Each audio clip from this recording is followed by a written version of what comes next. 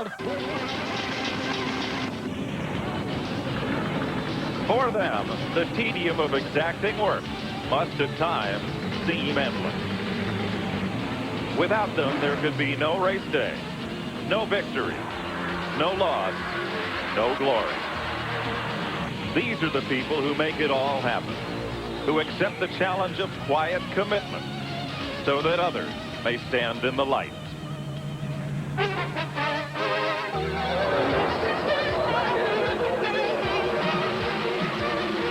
TNN Motorsports proudly presents NASCAR Winston Cup Racing. From Rockingham, North Carolina, the AC Delco 500.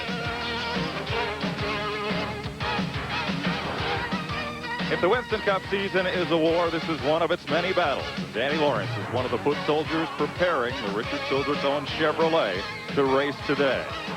Sitting in that car, the field general for that team, Dale Earnhardt, the point leader. And with him, Glenn Jarrett.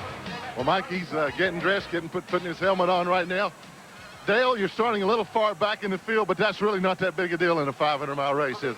It's not as far back as I have started before, so, you know, we were just happy to requalify and get on the front straightaway pit. So that was a big key factor for us. And, you know, we're racing to win, but we're also racing for that points battle. And Rusty's just up in front of us in the car ahead of us here. So we're going to have a good race today. You know, our car is working pretty good, and I feel good about it.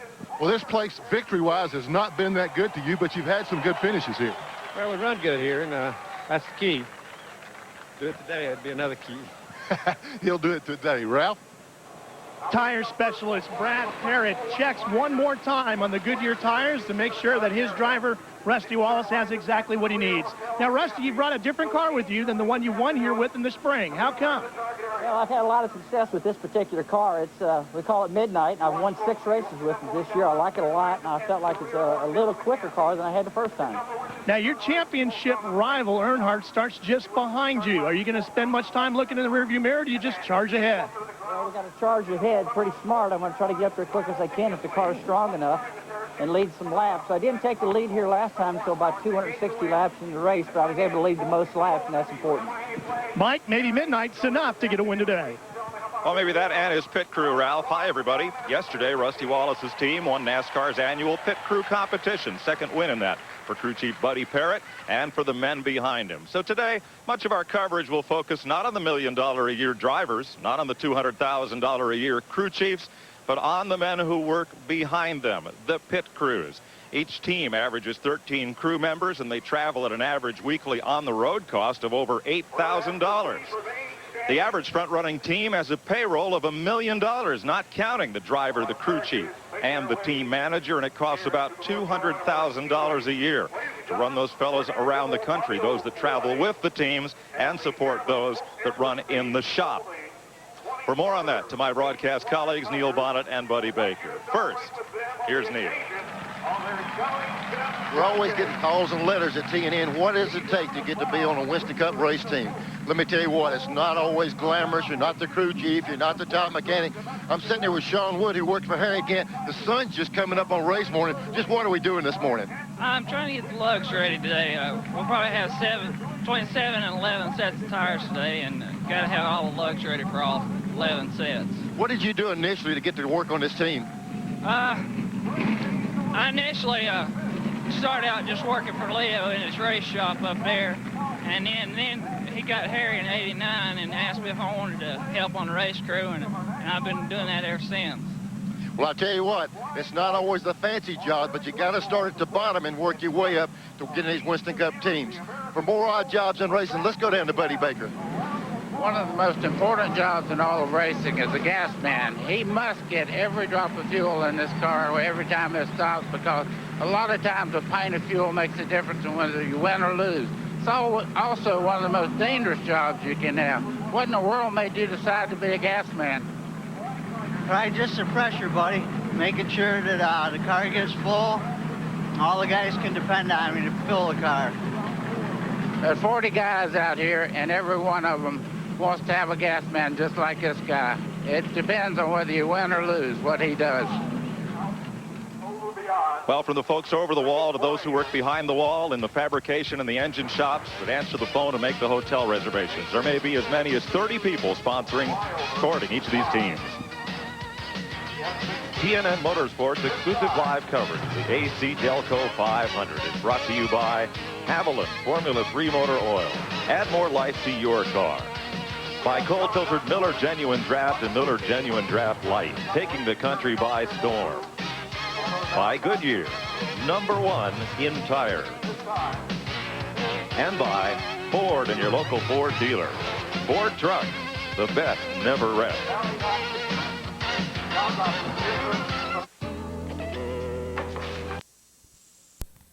Final Motor Speedway, there are the crews lined up in their pit stalls for the ceremonies, and now back to the business of preparing to go racing. It's been a tough weekend for one of the Winston Cup teams. Settling into position, Ralph Shaheen with Kenny Wallace.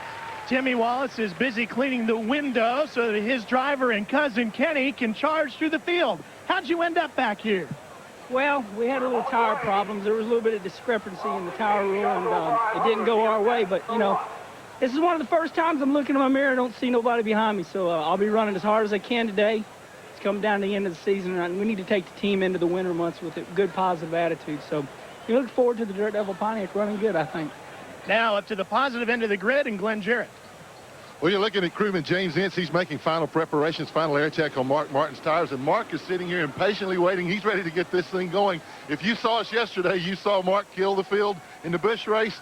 It seems like when you win that Busch race, you come back and run awfully strong on Sunday. We're pumped up and ready to go. I really can't wait. This car's been working good since we got here on Thursday. And, you know, we're going to give them our best. And we'll get going here about 50 laps in. We'll know what we got and if we need to work on it or whatever.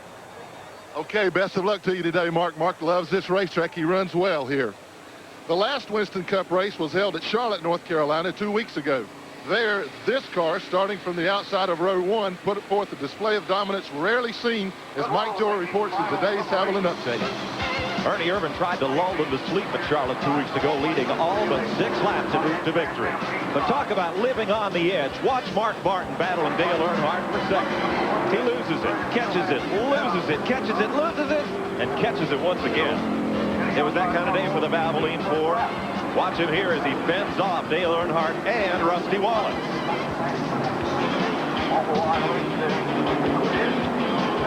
In the end, it would be Earnhardt challenging Martin for second place in the race. But the Ford kept holding off the Chevrolet while Irvin fed us contested to victory. Martin held off Earnhardt and at the bottom of your screen, Rusty Wallace. Since Dale led a lap and Rusty didn't, Earnhardt gains 10 points in the quest for the Winston Cup. Mark Martin solidly in third ahead of Dale Jarrett and Morgan Shepherd. Then 6 through 10, Kyle Petty, Kenny Schrader, Ernie Irvin rising in the standings, then Bill Elliott and rookie Jeff Gordon.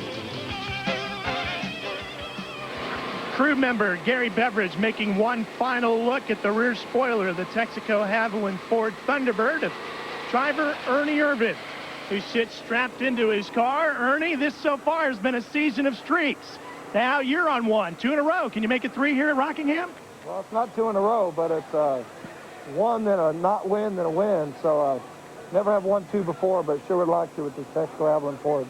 What we saw yesterday in the Busch race was a very slippery racetrack here at Rockingham and a brutal track. How will you attack this facility? Well, you know, it's basically just the track's wore out. So, you know, Goodyear gives us a good tire, but it's just not going to stick to rocks. And, you know, we're just going to go out there and just slip and slide, and it's going to be whoever slips and slides the best is going to win this race. Mike Ernie Irvin will start on the inside of row number 2. Thanks, Ralph. We've got a Polaroid photo fake out for you this week again. It's about this car, and we're going to make it a little bit tougher than usual. We're going to show you a picture of a full-service pit stop. If you can tell us what's wrong with this picture, you could win a trip to the Daytona 500. Look closely. What's wrong with this picture?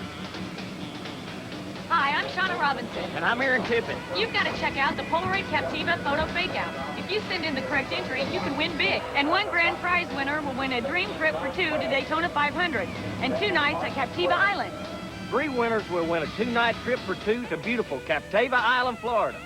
And we'll go to dinner with you and a guest in Daytona. And there's more. Prizes include Polaroid Captiva cameras and Aaron Tippin's CD catalog, including his latest release, Call of the Wild.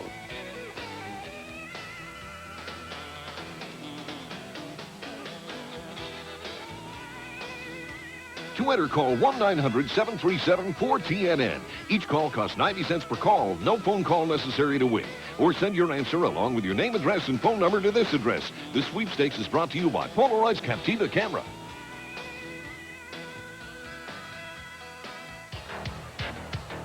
A few minutes ago, some non-ticket buying spectators. Kyle Petty among those getting set to go to work here at Rockingham.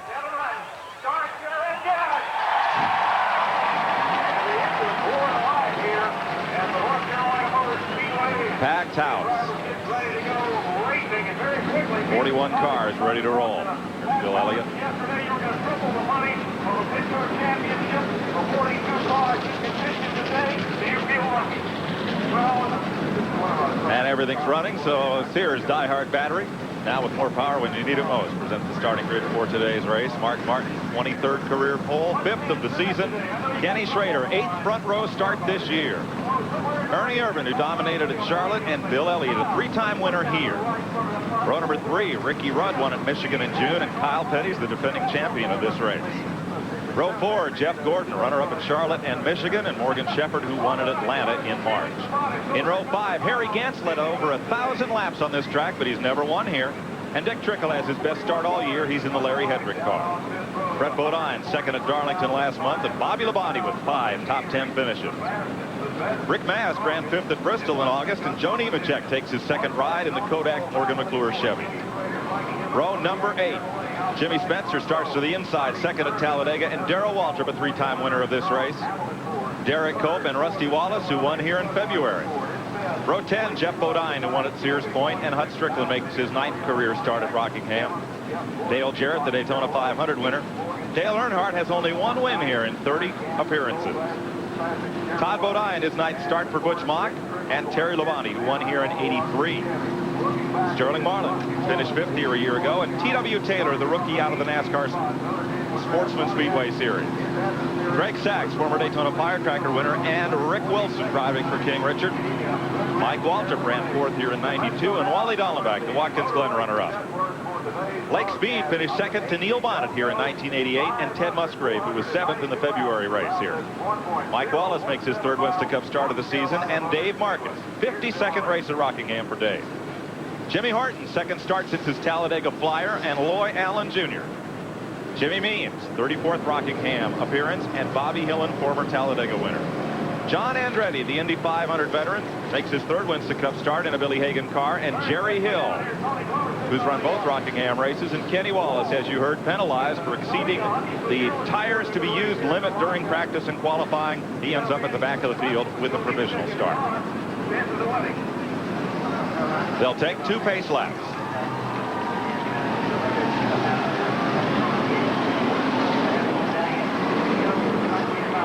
A look at the NASCAR weather radar. Nothing here. A few showers down in Georgia and off the coast. But nothing that will bother us today. Temperature will go in the 60s, we're told. Winds out of the east. Nice day for racing.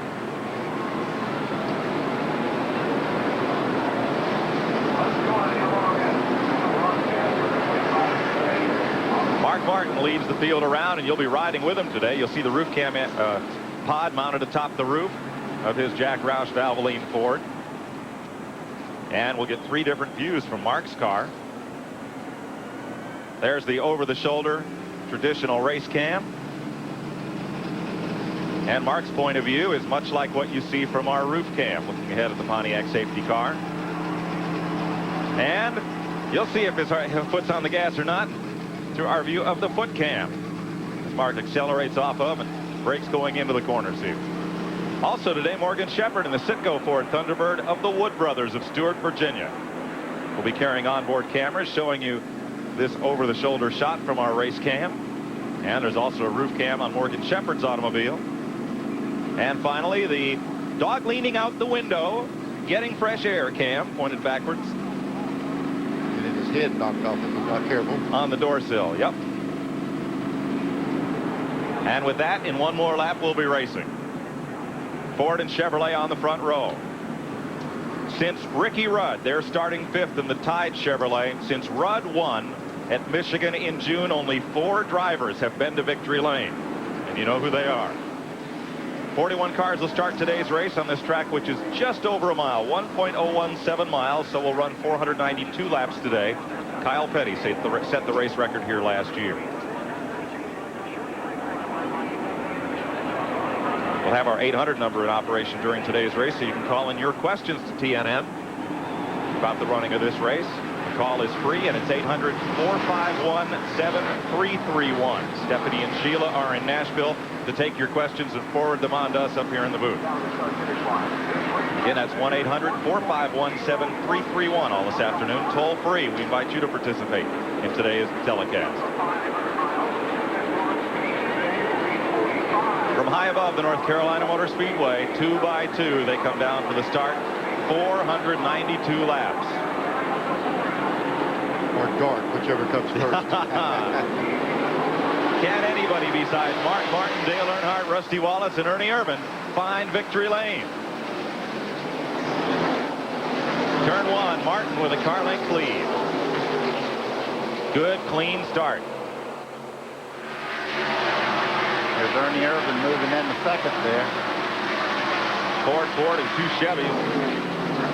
A little bit of 3 wide in the back straightaway, but clean into turn 3.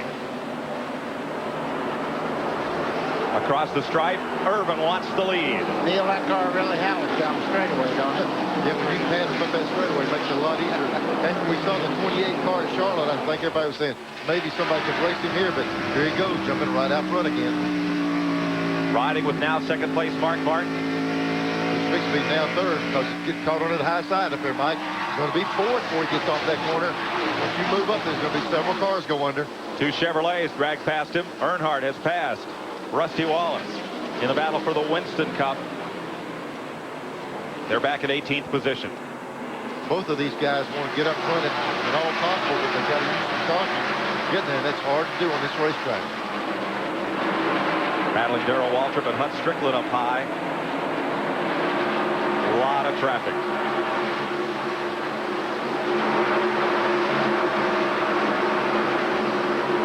You know, Mike, we heard him talking about the slipping and sliding. That's what it's going to amount to today. The track's got a lot of wear on it. The tires are as good as they can get them, but they just can't get a hold of the track like they want to. After they get some laps on them, it's a pretty good handful.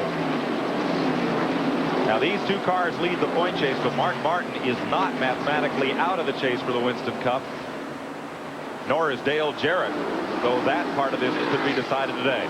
You see Rusty Wallace, he's just kind of stalking Earnhardt right now. You really, what he wants to do is just keep him in sight and let him open up the holes there and not get himself into a lot of trouble right now.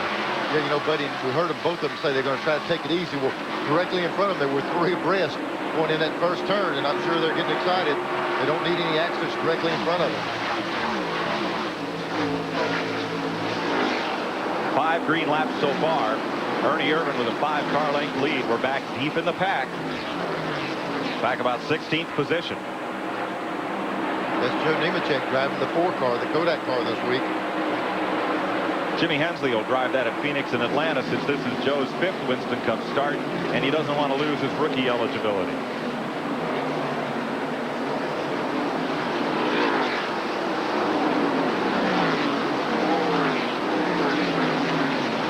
Wallace underneath the pass. Here comes rookie Bobby Labonte now, the Maxwell House Ford. Right behind Rusty. They pull up on Derek Cope.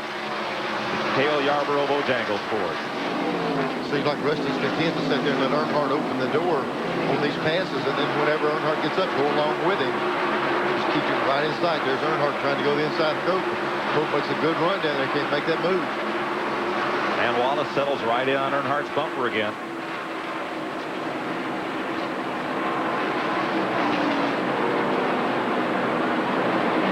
You know, everybody's out there running on virtually fresh tires right now, and about 10, 12 laps from now, you'll start seeing them using more racetrack. And, well, boy. Loy Allen used a lot of racetrack right there and got the wall. wonder if he cut down a tire or something went wrong.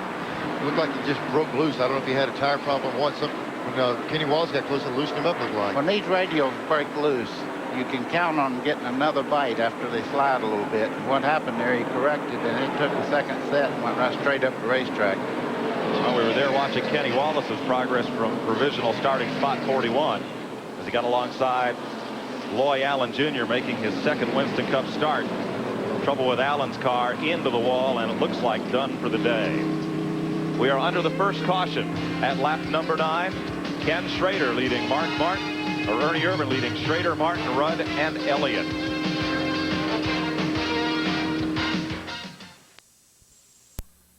Happened between he and Kenny Wallace. Okay, you see Kenny under Loy Allen there. When they start in, I don't think he knows Kenny's there. They make just a little contact. See the back end wiggle just a little bit there? Well, I can't say that he actually touched him. It looked like he just went in there real hard to keep him from getting under and lost the back end of the car. Okay, he's in real trouble. See it weaving back and forth there? Now he's got the wheels cut. Now watch when he tries to straighten it up here. He turns the wheels to the right and it shoots right straight back up the racetrack. Okay, it's just about to take a set now to really get him a shot towards that wall. There you go. Will this be in the new Buck Baker Driving School video of what not to do? What not to do, right there, yeah. Maybe that part. Boy, when it took that second bite, nobody can tell you what that feels like. You go, oh, no. You see the car wiggling like Buddy's talking about. The natural instinct is turn to the right to correct the slide, and then all of a sudden the right front end takes a bite and just goes directly right.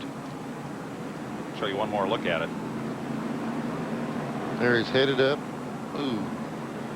You know, he still thought he had a chance to get the car back because he never locked the brakes up till he got 20 foot away. Once it makes that last right turn, you can forget everything else. The brake pedal is a proper piece of equipment to use at that time. So it's the first caution of the day, and it comes out for Loy Allen. Questions on our 800 line already. 451-7331, 1-800. That's the toll-free number. And let me clear up one from our last race at Dover. The Miller commercial where Rusty Wallace, the question was, did he do his own driving in that? And when Rusty were on that cruise this January, he described how they did the commercial. I thought he was telling us how he drove, but he told his fan club in a newsletter that they did use a stunt driver. And a couple of the fan club members wrote in to correct us on that. He's had enough happen this year. He didn't need to blow a racetrack up. That's true. From Canada, Robin, who's won the most races other than Richard Petty? David Pearson, 105 career victories. We'll be right back to Rockingham after this. Here at Rockingham. Let's quickly go down to the garage area. Here's Ralph. Lloyd, what happened out there?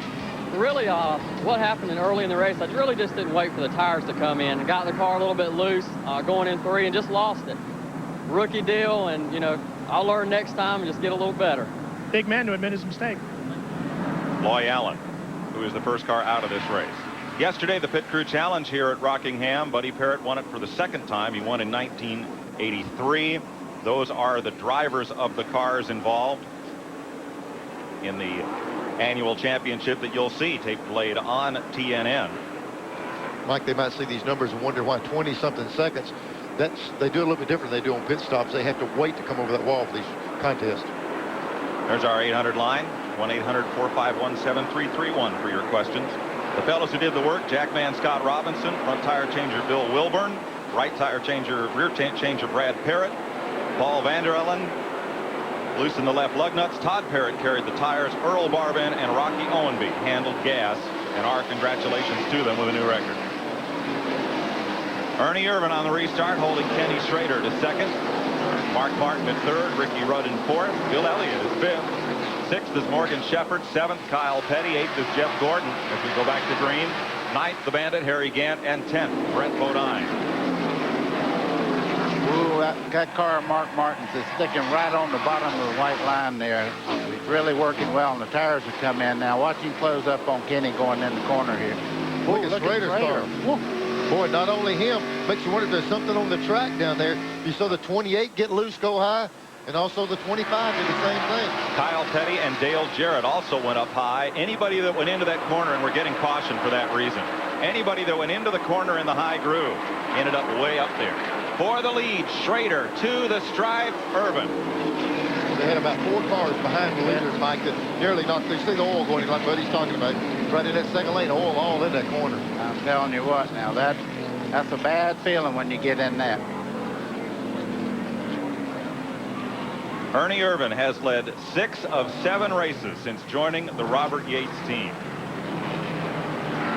Somebody asked me what it was like to hit an oil patch on a racetrack. I said, it's like turning in your driveway at home at 80 miles an hour and somebody put a fresh load of sand in it. Yeah, just doesn't want to make the curve. Irvin really raced hard to hold Schrader back there in second to lead this race.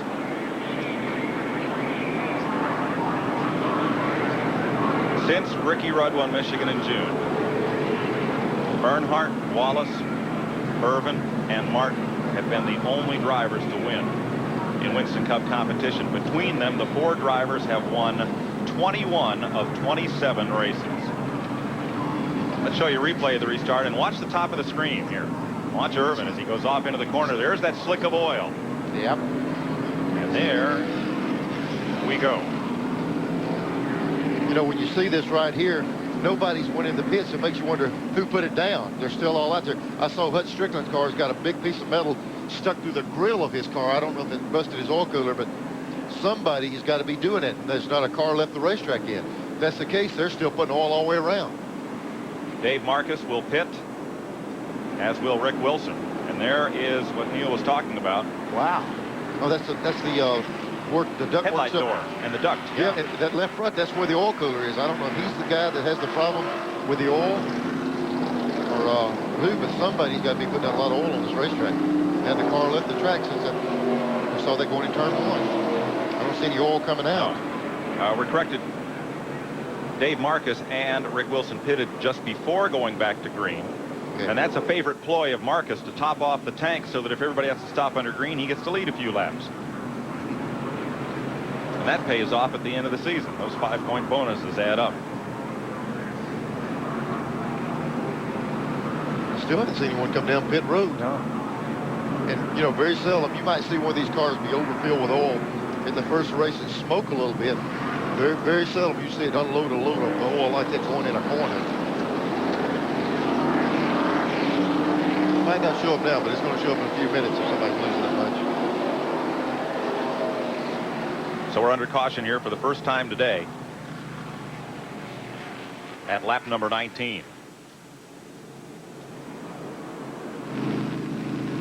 Riding with Mark Martin, the 3rd place car, after a great battle with Joe Bessie. Yesterday he won the 200-mile Busch Grand National race. Joe Bessie and Ward Burton. Like we were questioning where the oil came from. They're going to bring every car down pit road so the inspectors can look under each car and decide which one it is putting the oil down. Then they'll black flag them. Right now the question is, where did it come from?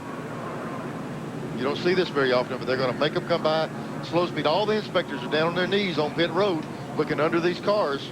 Well, it's kind of funny, Neil, because usually one driver would report he's getting oil on the windshield from the car in front of him. Yeah, they usually report that they are not. They say the guy in front of me is leaking oil, get him out of my way. Right. But they're taking a serious look. All the inspectors are checking.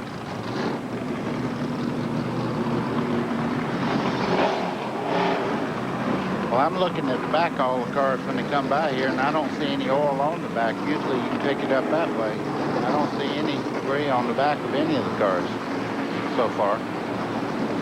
Strickland's car we see there in the shot, it's the only one I've seen with any kind of damage, and it's that front grill area. The oil cooler is mounted directly behind that with those screens. That's what it's for. But I don't see any oil coming out of this car. And neither so far do the NASCAR inspectors. The fastest 26 cars in this field are pitted on the front stretch. The balance of the field is on the back straightaway. But as yet no indication as to who might be the culprit. That might have been somebody's little oil can that was saving for the end of the race for a caution. They threw it out the window earlier. Oh, come on. We talked with a number of the mechanics on the Winston Cup teams. We asked Jeff Stouser what his goals are with Rusty Wallace's team. Well, my goals are to stay with Rusty, and, you know, I want to kind of broaden my capabilities with the team. You know, I want to get more into the fabricating end of it as far as the building of the cars. And also, and being here at the racetrack, you know, I'm learning more and more about the cars and, you know, how the car is functioning because, you know, there's so much technology in these cars today than years ago. The AC Delco 500 on the Nashville Network is brought to you by Napa, because there are no unimportant parts. Well, here's the start-finish line where Ernie Irvan led the race back to, and that is where NASCAR determines whether or not you get a lap back. But as far as who leads a given lap, that's determined by the NASCAR scorers in this building at the bottom of your screen just inside of turn 4. And that white line just in front of the scoring stand is where they determine who leads each lap. So at lap 17, as they race back to caution, Kenny Schrader led that lap officially per NASCAR scoring. Now, if he had been battling Ernie Irvan to get back on the lead lap, that call would have been made down at the start-finish line by the NASCAR officials in the tower. There's the time, Neil. If you look directly in front of that building, that grassy area, that is the clock, right directly in front of the building. They look at that line, they see the clock, they write the time down. It's on that clock. So it's done just like Mike said up here off turn 4. Here's your top 10 at 23 of 492 laps. 40 cars are on the lead lap. Glenn? Well, Mike, I checked with one of the NASCAR officials after they brought the cars down pit road to see if they'd found anything. They said no. They thought, as we did, it might have been Hut Strickland because of that damage up there. They asked my brother Dale, who's been running behind Hut, if there was oil coming out. He said, no, he's clean too. I'm standing in the Rusty Wallace pit, and Buddy Parrott leaned over and told me, he said, you know, I'm pretty sure that oil is probably coming from that 3 car. Ralph? Well, you know, it's pretty amazing that you should say so because the GM Goodwrench crew down here at the opposite end of the pits was absolutely emphatically certain that it is the Penske Pontiac that is leaking the oil. Yeah, and Dale could tell that in his rearview mirror. Yeah. Tell me there's not a little gamesmanship goes on here.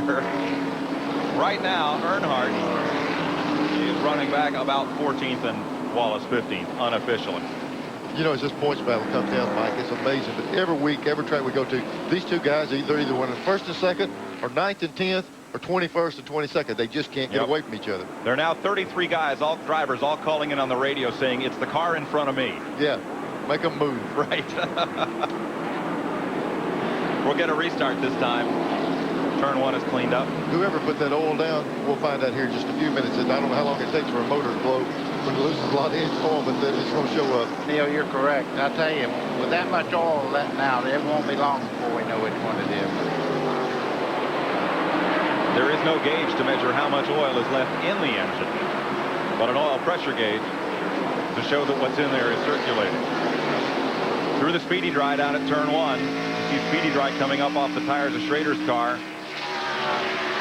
Back straightaway, and Ernie Irvan has legged it out. High gear. He's speedy drying away from him when that thing comes out. I hate to say this, but I think I see a little bit of oil down in the bottom lane there off of some car just a few seconds ago. Well, we'll see in a second. Yes, Denner. Yeah, there goes Mark Martin way up the racetrack, and he saves it. And Kyle Petty. And Earnhardt. And a bumper just flew off one of the cars at turn 2. We're going to race back to the caution again, perhaps. No caution yet. Yes, there it is. There it is. There's a new oil line all the way around. So like Buddy said, somebody is still putting it down. And that's the case of it doesn't do it except at high RPM. There's a report that it might be Harry Gant's car that's doing this. Well, the funny thing is the oil went down while we were under caution, not under green. They say it's the rear end grease. It might be a pump. You know, when he really gets after it, it pumps a little harder and throws a little extra grease out. Let's show you once again what happened down here in turn 1. Watch Earnhardt's car. You see the oil line right behind Gant. He's right in there behind Gant. Look at where Kyle Petty is up in the top groove. He's about to go for a ride here. Well, it's going to be a combination of oil and somebody hitting on that left rear quarter, it looks like. There's Dick Trickle.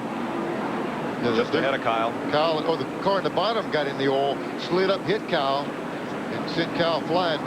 But that's Jimmy Spencer. Yeah, there comes Earnhardt in behind. Runs into the back of the 1 car, it looks like. Goes sailing up the track. Rusty's going low. There's that bumper cover.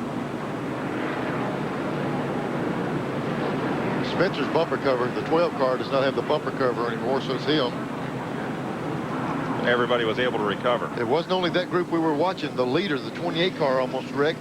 The first 4 guys through went all over the track. There's the damage we were talking about on the back of Jimmy Spencer's car there. You can see the rear bumper part of it's missing. Second caution of the day. NASCAR's going to have to sort this out. Third caution, excuse me. And we'll be right back to Rockingham after this. Not far from the North Carolina Motor Speedway, just north of Rockingham. T.W. Taylor was called into the pits for consultation and a look to see if indeed he was the car dropping fluid, but they've sent him back out on the racetrack. This is a big case of whodunit. Let's try to get a word with Mark Martin, see what he went through up there. Neil? Mark, this is Neil Bonnet with TNN. Can you hear us? Hey, Neil. I tell you what, man, you took a wild ride. Somebody's putting that oil down, and they can't seem to find out who it is. It must be pretty tough. Yeah, I thought we had it under control after we got by the first time and got through without crashing. But then, you know, they restarted the thing, and there was a shiny stripe going into one again, and we almost wrecked again. So maybe we can get this thing figured out and get some racing done here pretty soon. Yeah, they're showing right now, Mark, you going in the bottom. You did a good job. That thing right up at the wall and that loose stuff. They're pulling in the car one after another. Now, hopefully they can find that thing for you guys. It's going to be all right here in a minute. We get strung out here and get running. Just somebody's losing some oil or some water that we can't, NASCAR can't figure out who it is. All right, Mark, good luck. Thank you. Sammy Coast. So we're under caution here. Third time today, 2 for oil on the track, and the first caution for Loy Allen, the only car out of the race. Well, we're going to take another lap under yellow here and have another look, because when the cars came straight down pit road where the track is flat, nobody dumped any oil. But when they go into turn 1 where the track is banked, that's where apparently somebody is leaking, and there's a NASCAR inspector down there now to have a look. Yeah, Mike, there could be another side of that too. Oil pressure. When these things are idling and running at this speed here, they're running about 50 to 60 pounds of oil pressure. At 8,000 or 8,800 RPM, they're running 80 to 90 pounds of oil pressure, and that leak will develop into one of them oil lines if it's something loose or they've got some other type of problem. So it might be something that won't show up until they're at full speed. What these engine guys like to have is 10 pounds of pressure per 1,000 RPM. Just turn it 7,000, they want 70. If you turn it 8, they want 80 pounds. So the more you turn it, the more pressure you get. There's a congratulatory wish there on the dashboard of Mark Martin's car for one of his buddies. Sammy Kershaw and his wife have a little baby. Emily. So welcome, Emily, to Winston Cup Racing. Mark, of course, appeared in one of Sammy's videos, as did that race car not too long ago. That's pretty neat, isn't it? Yeah. This could be a new video. Well, let's see. Let's see first if it has a happy ending. We're going back to green. Then the drivers go down in turn 1 and say, will it turn? 32 laps, let's find out. Mark Martin on that last restart slid from 3rd back to 5th. So Ricky Rudd's the new 3rd place car. Here comes Earnhardt flying up the outside around Kyle Petty. Picks off 2, goes after Dick Trickle as they go to turn 3. You're with Mark Martin, the 5th place car, and here comes Earnhardt. 10. Well, this is when it's going to be critical, going back in turn 1. Did they put it down again? I think I see the 3rd stripe down there. Urban takes it in hard and deep and squirrely hangs on to it. Swirled it around a little there, Neil. Yeah, I'm telling you, I'm sure these guys aren't sure yet. They've got clean running. But speaking of clean, they're going to allow one more man over pit wall on the caution to clean these windshields from all this oil early in the race. Late in the day, you'll see the effect that has when the sun gets low over turn 1. Earnhardt racing Brett Bodine in the Quaker State Ford. One thing about Earnhardt, I know he's running for the championship and all, but he drives one way, wide open. He's fun to watch, isn't he? Yeah, he's tiptoeing through the oil. Yeah, you got it. Earnhardt is in 9th. Rusty Wallace is 13th. Mark Martin, 3rd in the points, is 5th in this race. Doesn't seem like they have that problem with that oil like they've been having. I can tell everybody it's not Harry Gant that's losing the oil because he's running a lane higher than everybody else. Yeah, so it couldn't be him. Nobody's driven where Harry's going. Yeah, you're running Harry's oil after you've already wrecked. Yeah. On the way back down. Yeah. There's that pack. There's Wallace, 13th place. Didn't quite get as good a restart as did Earnhardt. See Gant way up high. Yep, old Harry Gant groove is coming back. If this track gets slick today, as a lot of the drivers are talking about, they're going to be playing Harry's game at Rockingham. He'll get up there in that top, he'll wear them out. Jimmy Spencer underneath Dick Trickle. Trickle had his best start of the year in the Mannheim auction Chevy. Now Rusty closing in. This will be for 12th place. Neil, what they're probably doing is trying to avoid that oil. I'm sure that's why Harry Gant's moving up in the racetrack here. There was a ring of oil around the bottom of the racetrack. Yeah, there's a lot of drivers just don't like to use that part of the track. Harry does not hesitate to get up there. Just don't bother Earnhardt, though. He runs wherever he can catch it. Takes the low side on Jeff Gordon.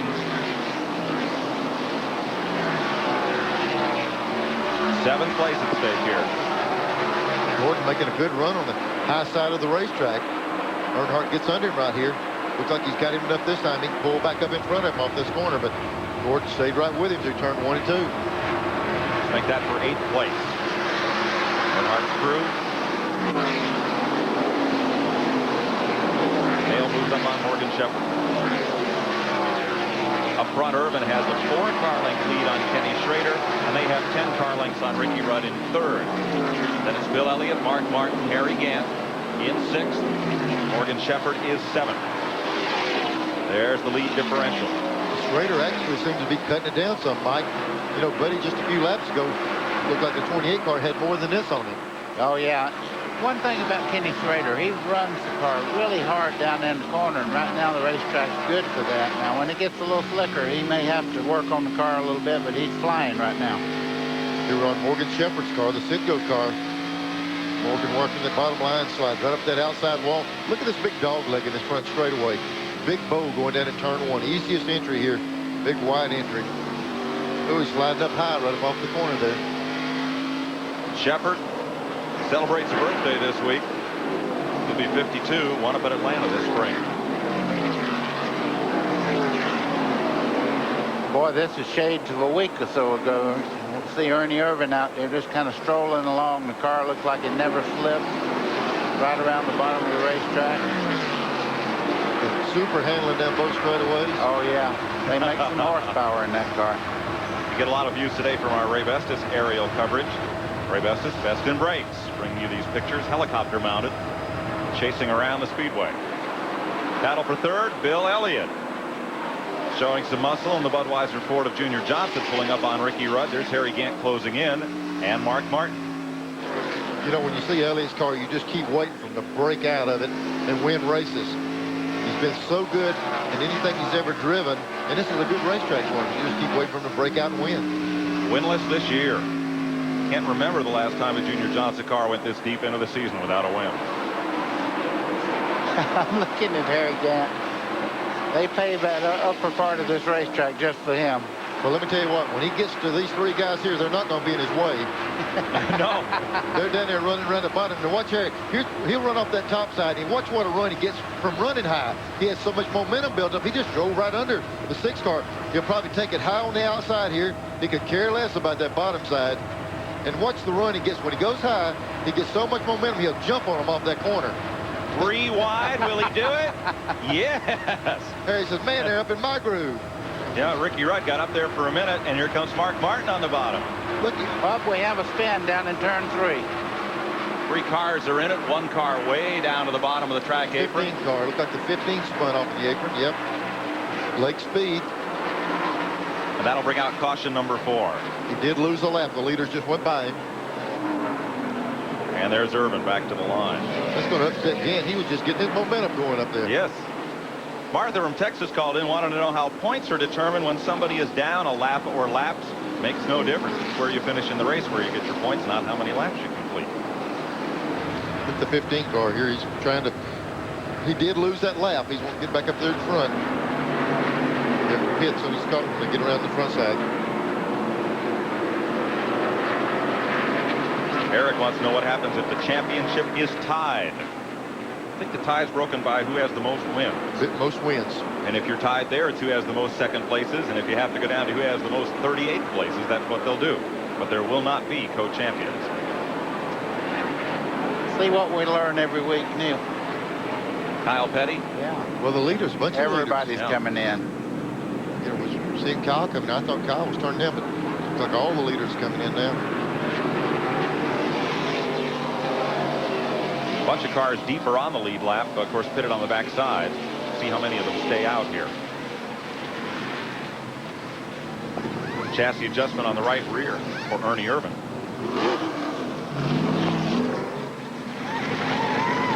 Four tires for Ken Schrader.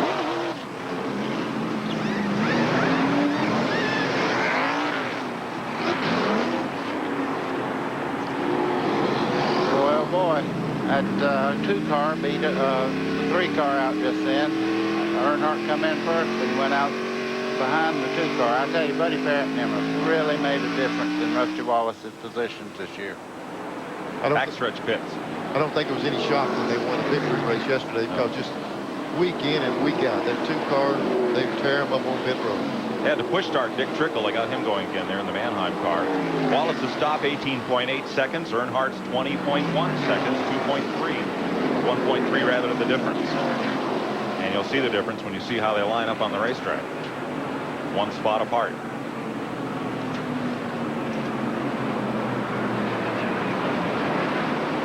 Jeff Bodine now heels off to make his stop on the backstretch pit side. Yeah, that spin put him a lap down, so he had to wait an extra lap. The 15 car going in a lap later. Now, there's a lot of questions about whether Ernie Irvin took his points that he earned in the 4-car to the 2018. Really, there's two different sets of point standings. Exactly. He gets the driver's part, he takes that with him, but the car owner points, they stay with the particular car. So Ernie Irvin, or rather Lake Speed went back. That's not Jeff Bodine, excuse me. Speed in the 15 car. We'll show you again what happened to Lake Speed up there. That's kind of the tail end there. I think he lost control going in the corner there. Nobody else was involved with it. We've already seen one car earlier lose the rear end, get down in turn 3. Get in there real hard with loose, it's going to come around. To follow up, Ernie keeps the points he earned in the 4-car and whatever points he earns in the 28-car in his bid to be the Winston Cup champion.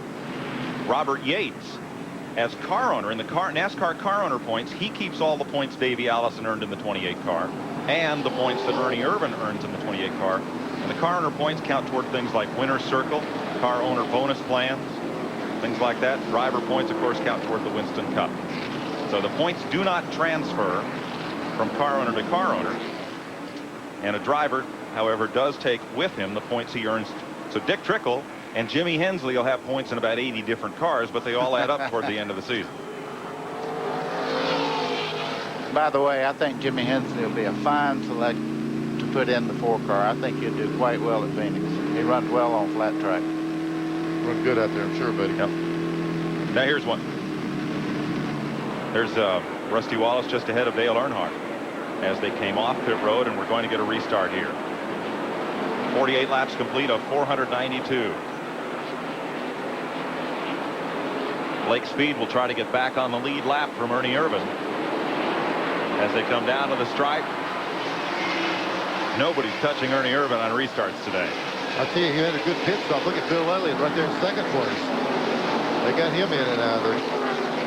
I was just fixing to say, to make up a lap on that 28 car, you'd have to get up early in the morning. Good indication of the kind of power you deal with that 28.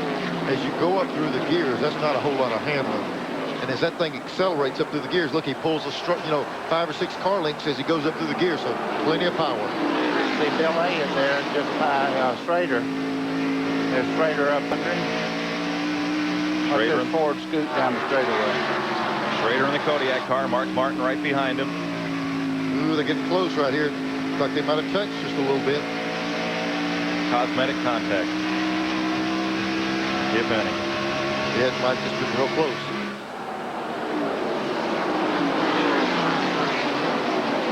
That outside lane's hard to work. Elliott's doing a good job staying where he's at with that. He's trying to hold off Mark Martin now. They're losing ground to leader Ernie Irvin, 1.7 seconds back of Irvin. Look at Bill driving right up, trying to go right on by Schrader again.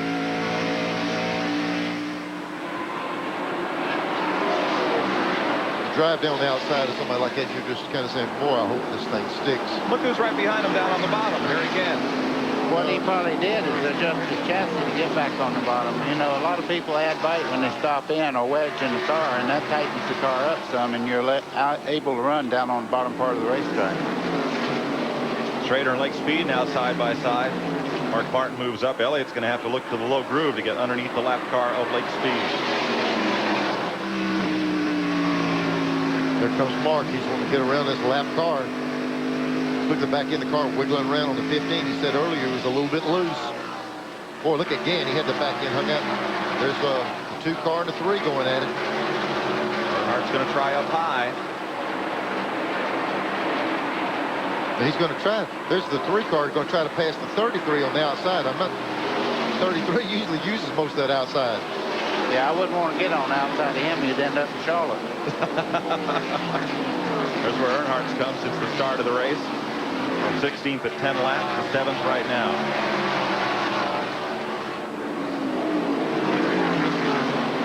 And Lake speeds up there going, man, I'd like to be in that bottom lane right now. He's losing position after position there. There's Rusty making the pass. Along with Ricky Rudd coming by 15, the lap car. And Earnhardt taking a run at Harry Gant. 4th place.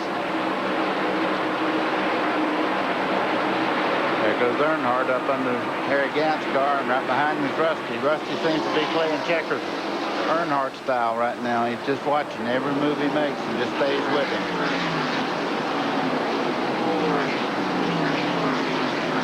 So with Wallace now in 5th, being Earnhardt's shadow, you ride with Morgan Shepherd at 56 laps. Ernie Irvan leading Schrader, Martin, Elliott, and Earnhardt.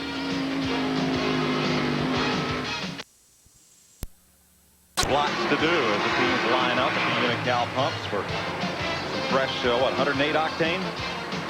Yeah, and I tell you what they do. They maintain that just exactly the same because they jet these engines so close. Same fuel is used at all the Winston Cup races. Same octane, keep it just exactly the same every track. Yeah, and they take how much gas they put in that can so they'll know exactly what kind of gas mileage they're getting also. And here's Harry Gant. He's getting position mileage. Down to bottom, sweeps back up the top. He's the only guy here that really runs 520 miles in a 500-mile race. He ran about 240 yesterday in the 200-mile by working the top through. A lot of guys' cars will go away from them, and they'll have to chase it up there. Gant goes up there, and then there's no place left to chase. He just uses that part of the track. Here in Dover, Delaware, he's done it a lot. Harry Gant has led over 1,000 laps here in Winston Cup competition, but he's never won yet. I know one time he was real close. Yes. I beat him by 6 inches, and I thought that was close as I've ever had. There goes Gant. Right up the side of Earnhardt there. That outside groove's really fast right now. It is for Harry Gant. And I tell you what, just like when somebody's doing that, Gant was doing that, and the guys he's racing with has to give him that room out there coming off that corner. They say, well, we know he's coming. You got to give him a car length out there to work with. Here's your Napa Field standing update where your favorite driver's running. Up. Oh, boy. Greg Bobby Sachs Hillin and Greg Sachs. Coming off turn 2. 5th caution of the day. Gant said, just about the time I get this thing rolling, we have a caution. And speaking of rolling, this guy was checked out. 28 car was gone. Ernie Irvan has now led 390 of the last 397 laps in NASCAR racing. Give or take a lap. See a lot of damage on both those cars on the nose section there on Bobby Hillen's car, and there's Greg Sachs' car all eat up. Looks like a bulldog bit right front on it. I tell you what, the 28 needs to be reupholstered there. I think that front corner of the furniture car. Oh my! I know. Oh. There's Hillen moving around in there. You know how many? Go ahead, tell it. No. You got something in mind. It was worse. We're gonna give demerit points today for these little comments, Mike. Can't get the thing recranked. Everybody's coming to pit road.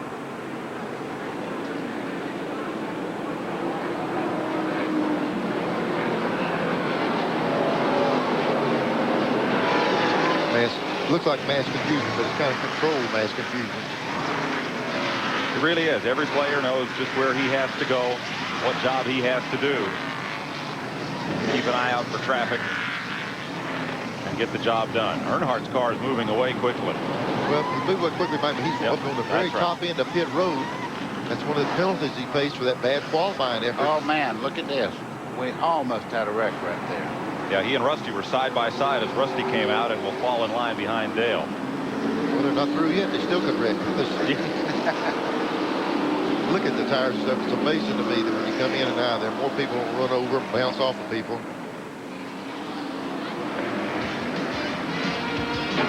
.2 pit stop for Ernie Irvan. 18.9 for Rusty Wallace. We'll be right back. Races. I don't doubt the transmission is good, but when you mash the throttle on that 28, an automatic transmission will get a pretty good start in it. And that transmission don't jerk the front wheels off the ground. I wouldn't think so. We're going green. Lap 71. Green flag is back out. Mike Wallace down to the inside. The Duron Paints FDP brakes for. And look at Ernie Irvan already out there well in front of Mark Martin. Call it 5 car lengths out of turn 2. I tell you what, if that transmission's making that much difference, Joey Knuckles can sell a bunch of them. Yes. Horse, power, and gear. You're talking how many laps the 28 had already led, Mike. He'll be the first guy to go in the penalty box for stinking up races if he keeps this up. Once they get to the lead, he checks out. Look at Earnhardt, how close he is up under Schrader there. You talk about taking the air off the spoiler. Now, that's about as close as you can come to taking it off. There couldn't have been any air left there. And there's Rusty Wallace watching. Yeah, he's been Earnhardt's shadow all day. Here's a look at Kyle Petty battling Harry Gant. This is back at 8th place. And Jimmy Spencer right in there. Well, you know, Rusty used his head there. Who else better when you want to work through traffic? The guy that might have to take the chance and clear it out for him. Now Earnhardt has passed Schrader. Rusty's car seems good enough earlier that he can get down there with him. And there he goes. Right in that bottom lane. And there he goes right up. Yeah, he couldn't quite get up under Schrader. Schrader's car looks like he might have just a little bit of push because he jumped right out to the outside lane there. And the 2 car was able to get up to the door, but that was about it.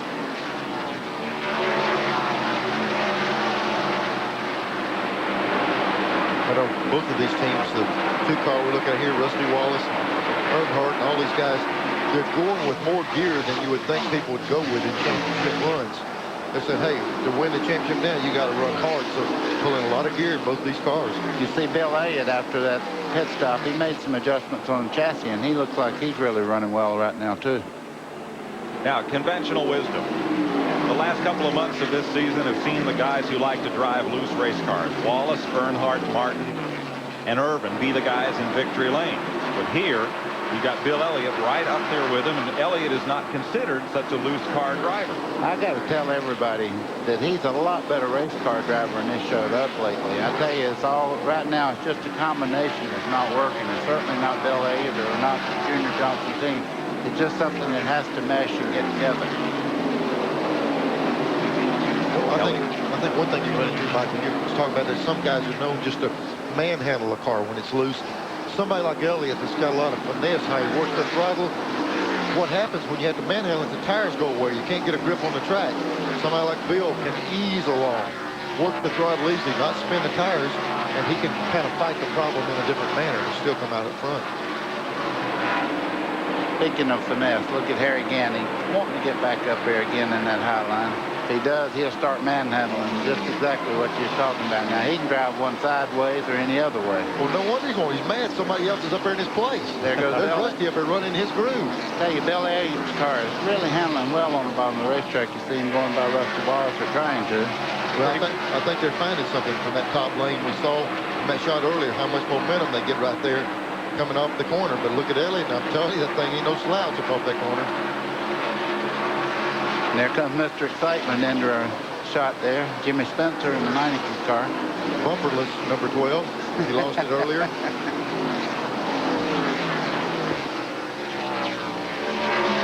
Side by side, Elliott and Wallace continue that battle for 5th place.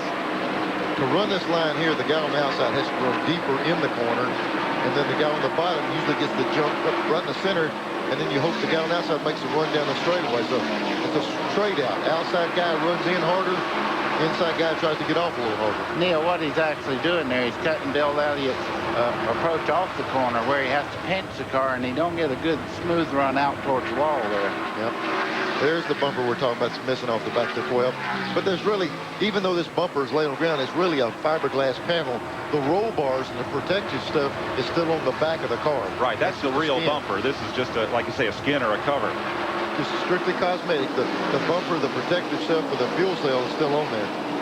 Or NASCAR wouldn't leave him out there. Here comes Gant. He's going around the elevator up on top. Now, back when they had metal bumpers on these cars, Bobby Allison won the '82 Daytona 500 in what was called Bumper Gate. Guess who he beat? One Buddy Baker? No, he'd like to cut my head off. Excuse me.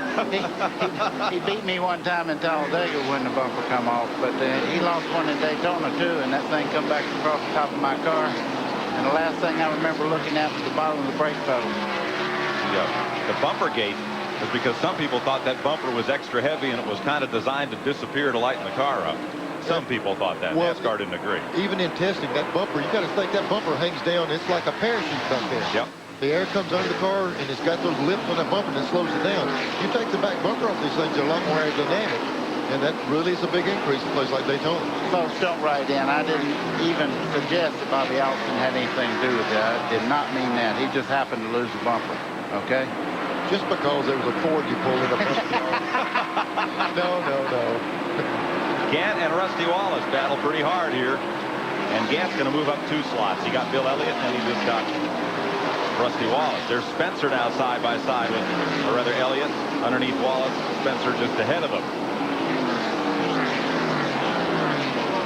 One thing about it, Gant wrecks in the corner. He hasn't got near as far to go as the rest of them. Before he hits the wall, he gets up there flirting with that thing all the time. Well, that's why Richard Petty always used to say he ran that real high line at Daytona. He says, because if something happens, there's ain't far to go. Yeah, but you get there just the same amount of speed. Right.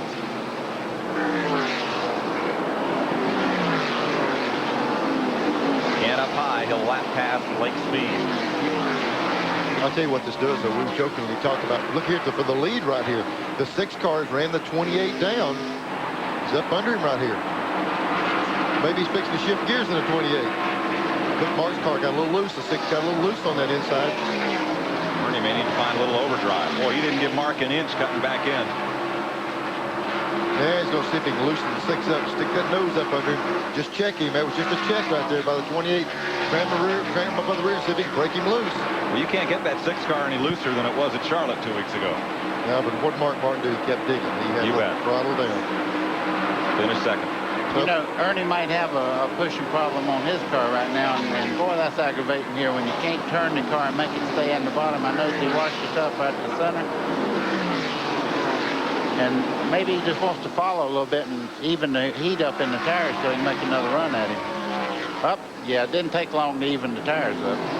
I don't know if Mark is going to lead a lap.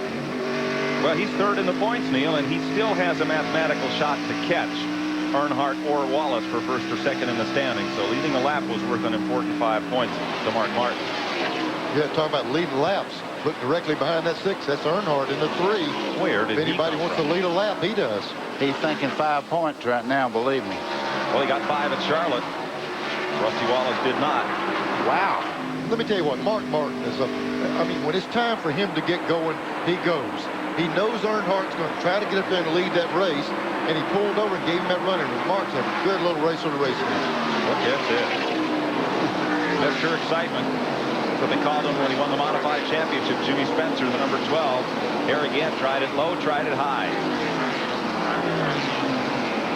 Against Kenny Schrader and Spencer.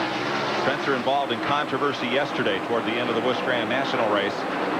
Joe Bessie, running third, came up on Spencer, who was 1 lap behind the leaders. Spencer was trying to lap Bobby Daughter, who was 2 laps down, wouldn't move over. He and Bessie got together a couple of times, and there was an altercation after the race as well. Let's get ready to rumble was the call at the end of the race. And they did. There was a couple of NASCAR officials over there when that happened. And there were a couple of guys that hit the ground, so there's going to be a few things said about that before it's over. I think so. We'll have more on that later on. Neil, Earnhardt's got a fire built under him. He's catching Ernie Irvin really fast now. The car's right on the bottom. And we'll see if he can get past him when we come back.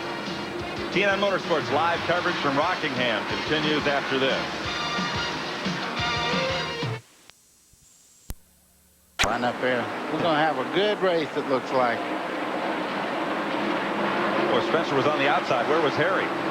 He tried it a little bit further out. Yeah. That's 3 lanes. It's a good indication how wide this track is. There's 3 workable lanes, but right here it goes back to 1 or 1.5. You can spread them out 3 wide in the corners, but you got to thin them out, getting down in the, guess you start in the center right there. Look here, all over the racetrack. Schrader's getting up there in it. And down the straightaway, single file again. Earnhardt, Spencer in the 12 car in second, Gann in third, Irvin in fourth, Schrader in fifth, and Mark Martin sixth. Took Dale Earnhardt 96 laps to get from 13th to the front. Actually started back in 22nd position. And here comes Spencer. That is impressive, passing on the outside lane there. I'm telling you, that's strong. We just talked how good it was to get rid of bumpers. They keep this up, these guys won't start with bumpers on them. Spencer and Harry Gant go past Earnhardt. Well, Spencer's getting the job done right here now. Goes Gann in that top side.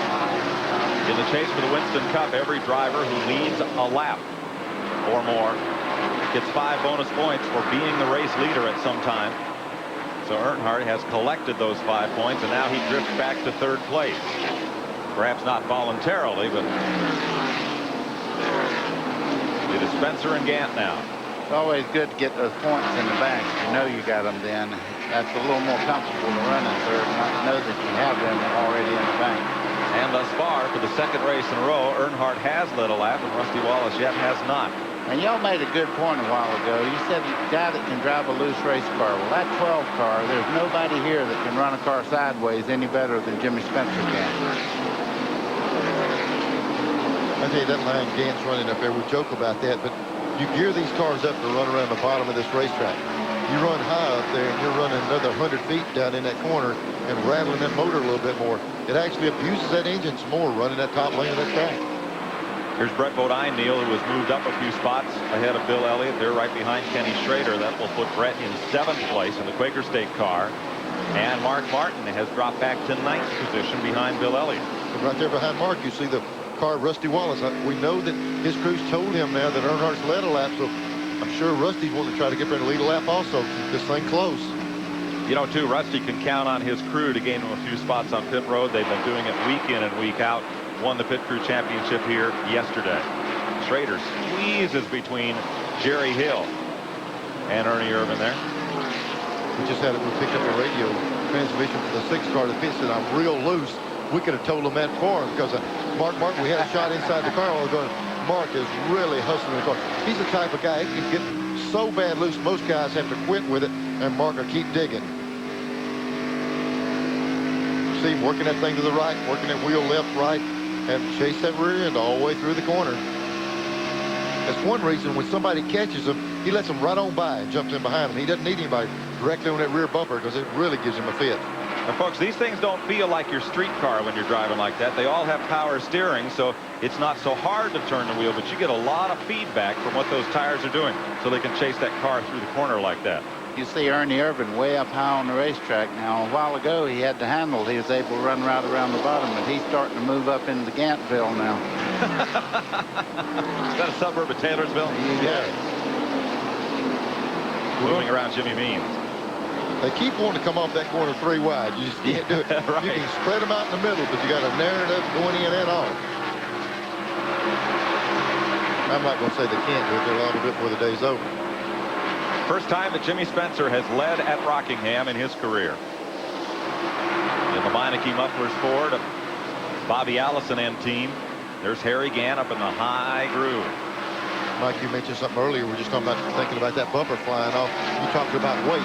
They weigh these cars before the race. They weigh them after the race. If that car should be light after the race, they have to take into consideration that it did lose it in an accident. If you purposely drop something off a car, they'll disqualify you. But you know, Spencer's racing the car as hard as he can go, and that little piece fell off car probably didn't weigh 10 pounds. But he freed up a lot of area under the back bumper there. see if it's a factor later on. Jimmy Spencer leads at Rockingham with 106 laps complete.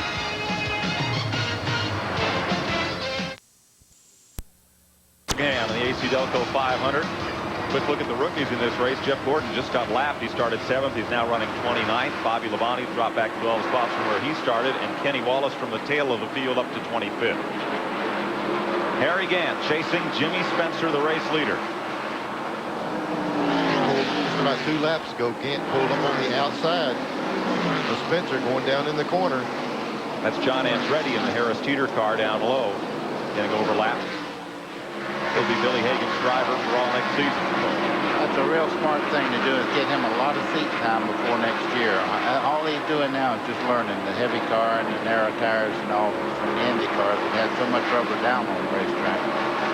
I'll tell you what, it's got to be a different feel for him. He was driving at 300 mile an hour top fuel dragster to go into one of these. He ran the dragster some, you know. Here's Rusty Wallace following Derek Cope. Just ahead of Dale Jarrett. 9th place here.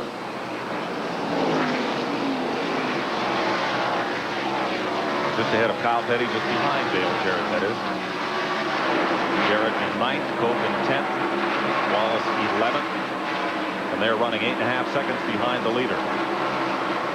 Mike, right about now, the crew chiefs, anybody that's not leading the race, the crew chiefs are calling, what can we do for you? What can we make you better? You know, when we have a caution or whenever we stop, what can we do to fix this car? Then you need, no complaints for Jimmy Spencer, that's for sure. No, then you need somebody to take shorthand if it's real bad. Yep. Well, I tell you, Gant's car, we saw just there's Bobby Allison in the pits. Jimmy Spencer. Gant, the last time we follow him around this time, as he goes down in turn 3, he's been running high before, but you're talking about high. The last few laps, he's about knocked the fence down. As he's going through, watch Gant up here. He's going up, he was right below the top line. He's all the way above that top line, and he's been real loose off the corner. His back end been flying out from under him. Neil, something else. He's running in a groove where nobody else is at, and he's wearing tires a lot more than somebody that's down in the groove where there's rubber buildup in the racetrack itself, so he'll run out of tires quicker than anybody else. Plus, he's got to move all that little, dirt and rubber debris out of there and make himself a groove up there where nobody's been running.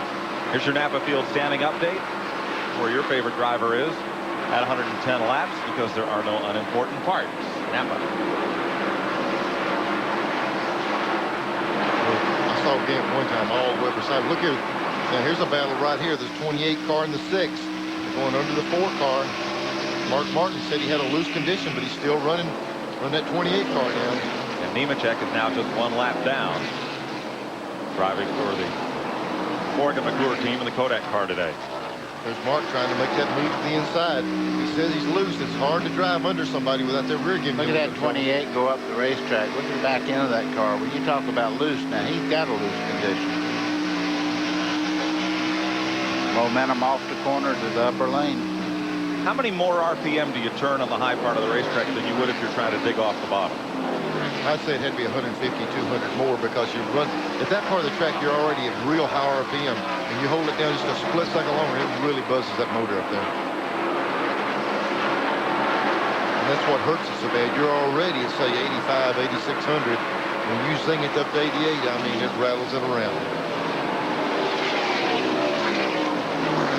The drivers always promise to lift. I won't blow up your motor. I was down in the garage yesterday, and I kept hearing all these top guys say, if you'll give me so-and-so gear, I'll take it easy when I'm on fresh tires, and I won't hold it wide open. Well, that's over now. They're wide open. Neil, both of us have done that. We told Harry Hyde and people like that, if you'll give me that gear, I promise I'll keep my eye on the tachometer, and I won't over-rev it. Never even look at the tach once the race starts. Yeah, the motor blew up, and I said, what did the oil pressure say before? I said, oh, it looked good. Never looked at it again. Start the flag, you never look at those things. Something about being a race car driver, you just don't tell all the truth about what that car is doing at times. Not all the time. And don't give a lot of room when you pull over on the straightaway. That was really close. See Bill Elliott making a move here. Boy, there's a lot of wiggling. We've been hearing these guys say, who's going to outslide who? Well, that's the name of the game right now, it looks like. The real problem is when you tell a crew chief the car is perfect and you're running 15th. Yeah. Oh, yeah, that's a hard sell. Yeah. No, the worst part is when you're out there and you got your tongue hung out and they say, can you pick up the pace? Yeah, right. You Give me a set of pedals. I'll see if I can help this thing. Elliott's coming back now. Seems like one guy will take off, and he'll heat things up, and then he loses. Oh, look at, boy, Dale Jarrett, the 28, almost got together coming off turn 4. This is a good day if you want to just to bump into somebody. So I couldn't help it. We were all sliding. Right. You got a good excuse today. And I tell you, people don't realize what a good job these drivers do under these conditions at the speeds they run, having to drive up beside somebody, slipping and sliding. If they do touch every now and then, look here, look at Dale Jarrett, just going as hard as he can to pass somebody, car sliding sideways 150 miles an hour. Not just anybody can do that. Nope. Looks easy on television. It's not. Trouble back straight away. A fiery crash. Kenny Wallace against the wall. One car comes bouncing off it. Here come the leaders. They're going to move past it all on the low side. That's T.W. Taylor up against the fence. And they'll come back around to the start-finish line. With Earnhardt in front, and where's Irvin? Another car got involved in it, and it's up against the wall. 72, it looks like, up on the wall. That it is, John Andretti at turn 3. A lot of smoke from, I think that's Mike Waltrip's car. Now, Kenny Wallace continues, even though that car caught fire. We'll take a look at what happened when we come back.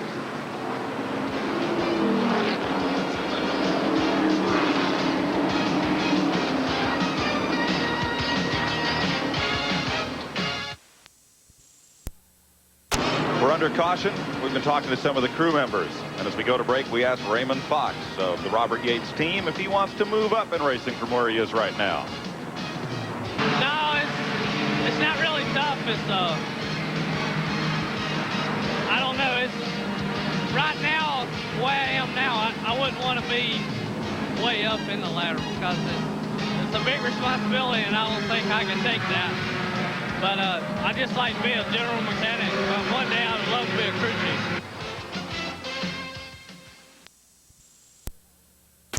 Number 1 in tires. Well, standing by with Bobby Allison, the man who had a lot of success here at Rockingham. First of all, Bobby, good to see you out here today. It's got to feel good to see that number 12 car up front.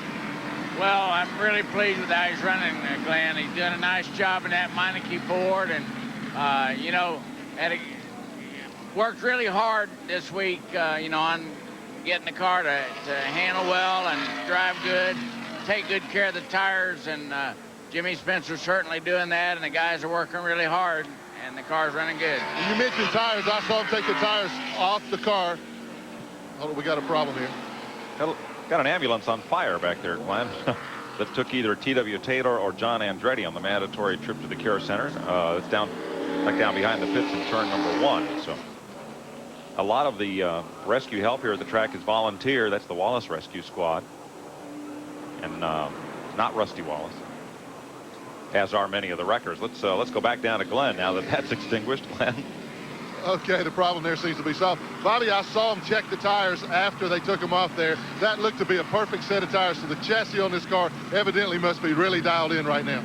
Well, the guys worked really hard on that, and of course we've had a good car for a lot of the year, and little things have come into the picture, and but the guys keep on working, and they worked hard on that yesterday, and it is showing pretty good today. Well, again, as I say, it's really good to see Bobby Allison out here focused on his race team. Hope you have a good day, Bobby. Ralph? Thank you. Glenn, this is Scott Robinette, who is one of the crew members for the Harry Gant team. Now, Scott, while everybody's getting their cars tightened up, you took wedge out of Harry's car. Why? Car's a little bit tight, and it's pretty good, but we want to try it this time to see, you know, if it's better, we'll leave it. If it didn't, we'll just put it back in next time. Now, how loose can you go? Are you real close to being on the fine line? Just a fine adjustment right there. Not really, not major, just pretty fine, you know. It should be a little bit better. We usually push here, so, you know, I think it'll be okay right there. If it didn't, we'll change it back. Mike, they took one round out. Thanks, Ralph. T.W. Taylor's car is pretty well messed up. This car was purchased from Bob Sutton and Brad Akins after they ran 10th with it at Dover with driver Bobby Hamilton. It will need some serious surgery. Looks like a new clip to me. What do you think, Neil? New clip and a section on the right. He took a pretty good shot there, buddy. Here's our behind the wall update. Ambulance caught on fire earlier, and the boy, I tell you what, that thing must have been leaking fuel. Yeah, not just the race cars that need good pit crews here.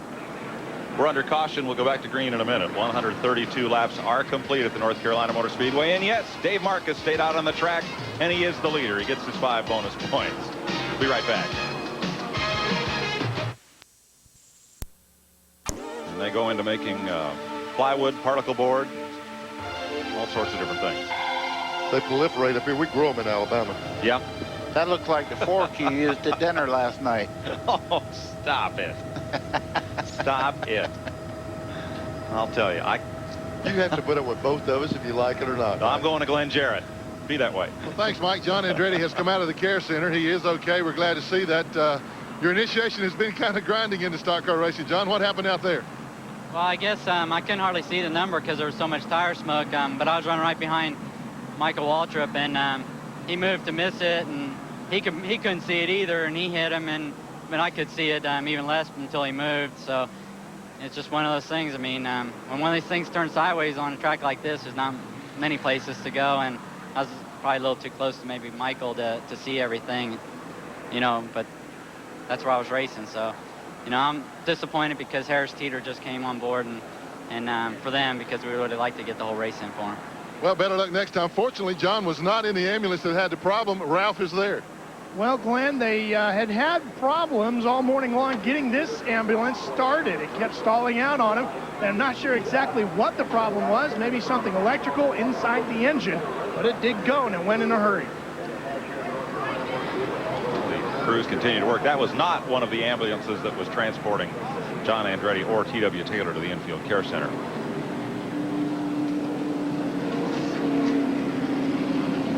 Well, they're watching the races in style. Well, they got their lazy boys up there. Laid back, taking it easy. But did they get it at Heilig-Myers? That's the big question here. Film at 11. Ernie Irvin has won this year for Morgan McClure and for Robert Yates. Has that been done before? James from California wants to know. And Greg Fielden, whose 40 years of stock car racing encompasses 4 volumes. He's our statistician and historian. In 1970, Richard Petty won 16 races in a Petty Enterprise car and 2 on dirt in Don Robertson's car. In 74, Bobby Allison won in cars of his own and cars owned by Roger Penske. In 67, Bobby won in Holman Moody Fords and a J.D. Bracken car, but the record, 1971, Bobby Allison won with 3 different teams. Twice in his own Dodge Charger, 8 times in Holman Moody Fords and Mercuries, and once in Melvin Joseph's Ford Mustang. Yes, the Mustang was an eligible Grand National car back in 1971. Charlie Presley, brother of soon-to-be Winston Cup driver Robert Presley, was asked if it's been his goal all along to be able to work with his brother as he will in 95. Yeah, I wanted to stay in racing. When I seen Robert really take a serious interest in driving, I wanted to one day be teamed with him and do what we're going to get the chance to do in 95. Hopefully be very successful at it.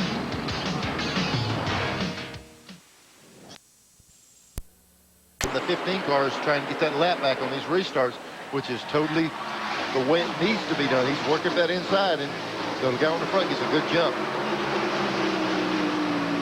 All but 3 wide. Contact right here.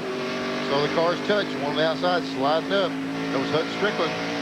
Derek Cope was the driver of the yellow car on the bottom there. And Mark Martin moves in. Hutton Strickland around the outside of one of the lap cars. That's the Jimmy Horton car. Active trucking. Yeah, Martin trying to make that same pass.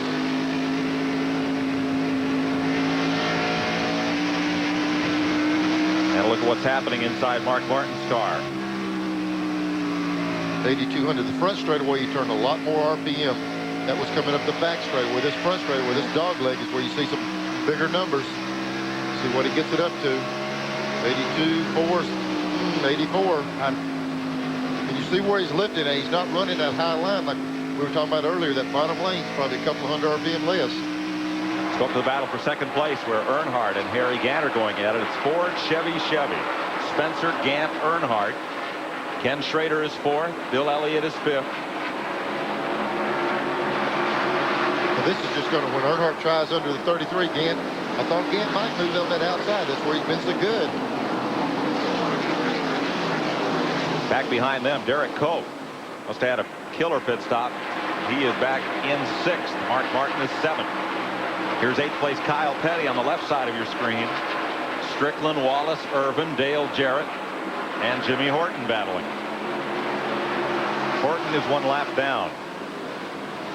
I guarantee you, Rusty Wallace right here is digging. He's wanting to get up there and try to lead one of those laps. Show you what happened here just a moment ago in that pack down in turn 1. Kyle Petty getting a little shot here. Looks like Kyle slowed down the inside lane, got a little bit of tap in the rear. Another tap. And he starts up the racetrack. That's Hut Strickland. About ran out of racing. Caution is out. Oil in turn 1 again is the reason for the caution this time. It's that mystery car again. It's the car that has a 55-gallon oil tank on board.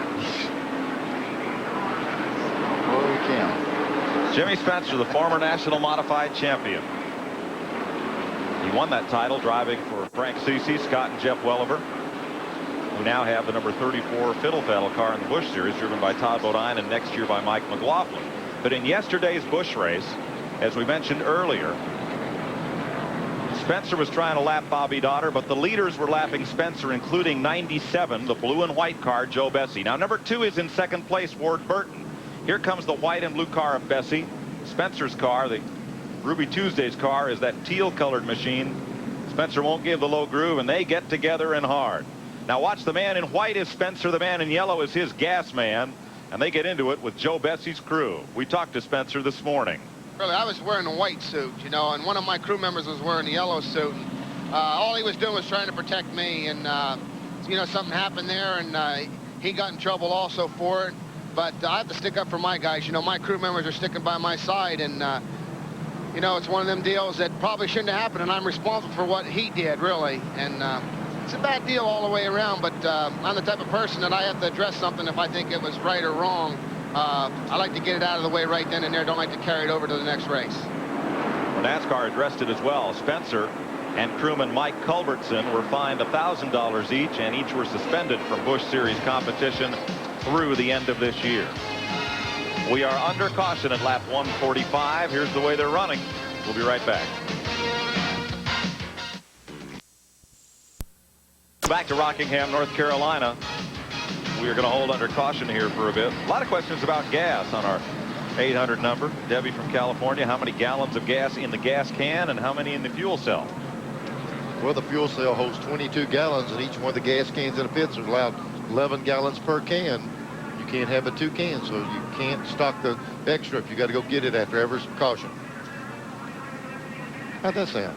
Pretty good. That sounded like you knew what you was talking about. I kind of confused myself right there at the end for a minute. Somebody asked if they could run the gas in their cars that NASCAR race cars use, and no, it is leaded gas, leaded racing gas.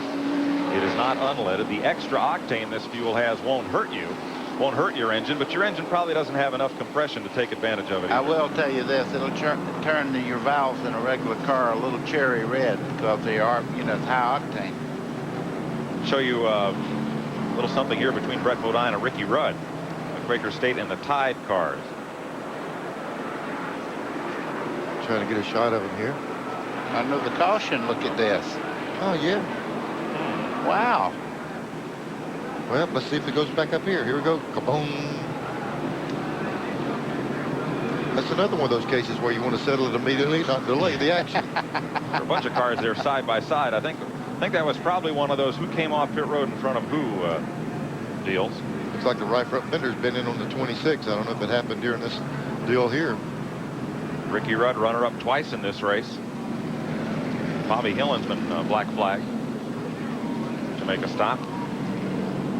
What he might have said, just check my left side here. I'm going to turn in front of you and let you check my left side, see if it's okay.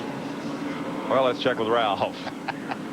Mike, the great gas mileage the crews have been getting here has made things pretty boring for the Maxwell House gas man, Hinky Eames. So Hinky decided he'd take some leftover lug nuts and make a set of dice out of them. And these guys have been shooting craps up against the pit wall. Oh, Hinky, don't take those things to Vegas.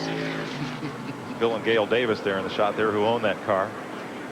Bobby Labonte with quite a number of top 10 finishes this year. He's kind of labored in the shadow of Jeff Gordon because Gordon's run up front a lot, but over the last few races, Labonte's finishes have been better. Kenny Wallace is the other member of that rookie trio, and he was involved in one of the accidents. He's back in 35th place. We'll be back to the North Carolina Motor Speedway as we continue under caution and they clean up the speedway. We'll be going back to green shortly.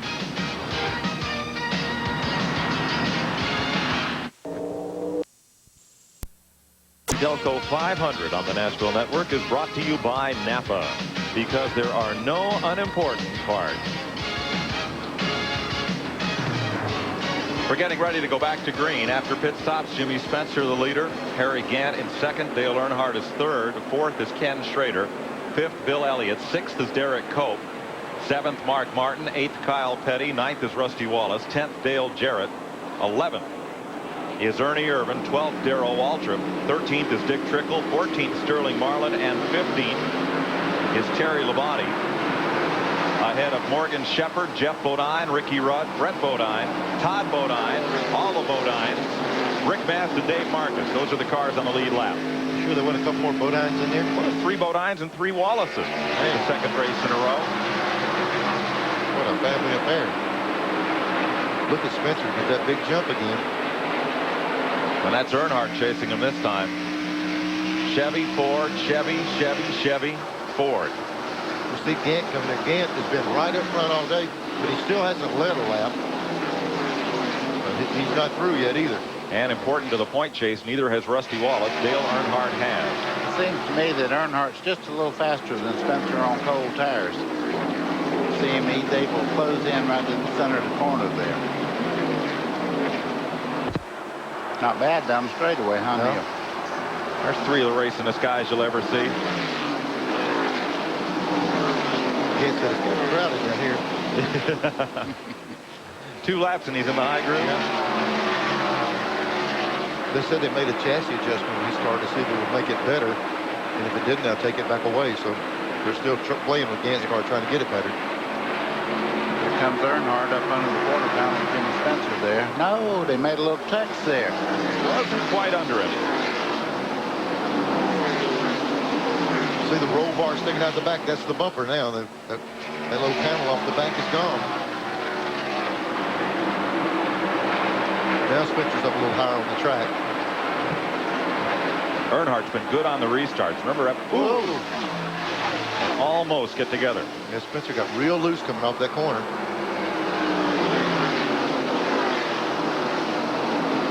Spencer's car's wiggling on him right now. And that cost him the lead. So Earnhardt goes back to the front. Meanwhile, Wallace is back in 10th. It only cost him lead. It looks like Gant's trying for that second position now. Boy, he made a big change on his car. He's able to pass somebody on the bottom of the racetrack. It's this.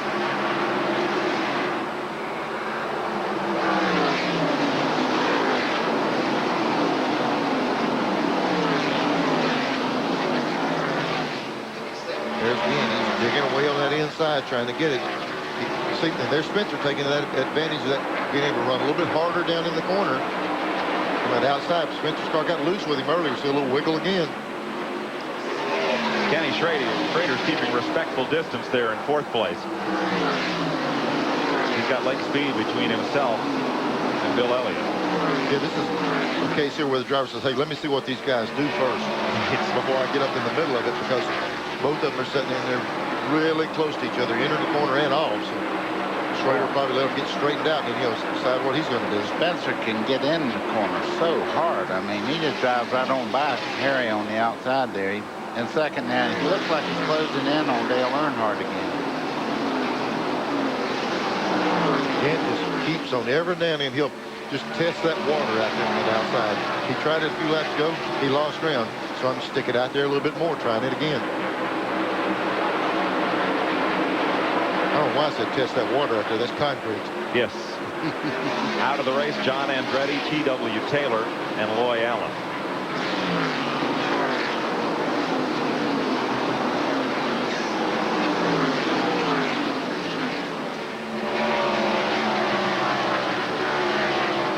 When Ernie Irvin took off and led 15 of the first 16 laps and then led 52 more in a row, we got a call from Mississippi. Who'd led the most consecutive laps in a race? Cale Yarborough led 500 laps at Bristol in Junior Johnson's car in 1973. If the race had been 1,000 laps, he probably would have led 1,000 that day. You got that right. I was going to say he bowled a 300 game that day. That's he right. did all you can do. Yep. Here's Kenny Schrader. He's really flying around the racetrack right now. He's running very well all day. He's just kind of conserving the car, it looks like, but he's running right on the bottom of the racetrack, and that'll pay off later on in the race for him. That's Blake's speed right behind him. Blake lost that lap early in the race, but it seems like his car is really good. He's able to stay with these leaders on every one of these race starts.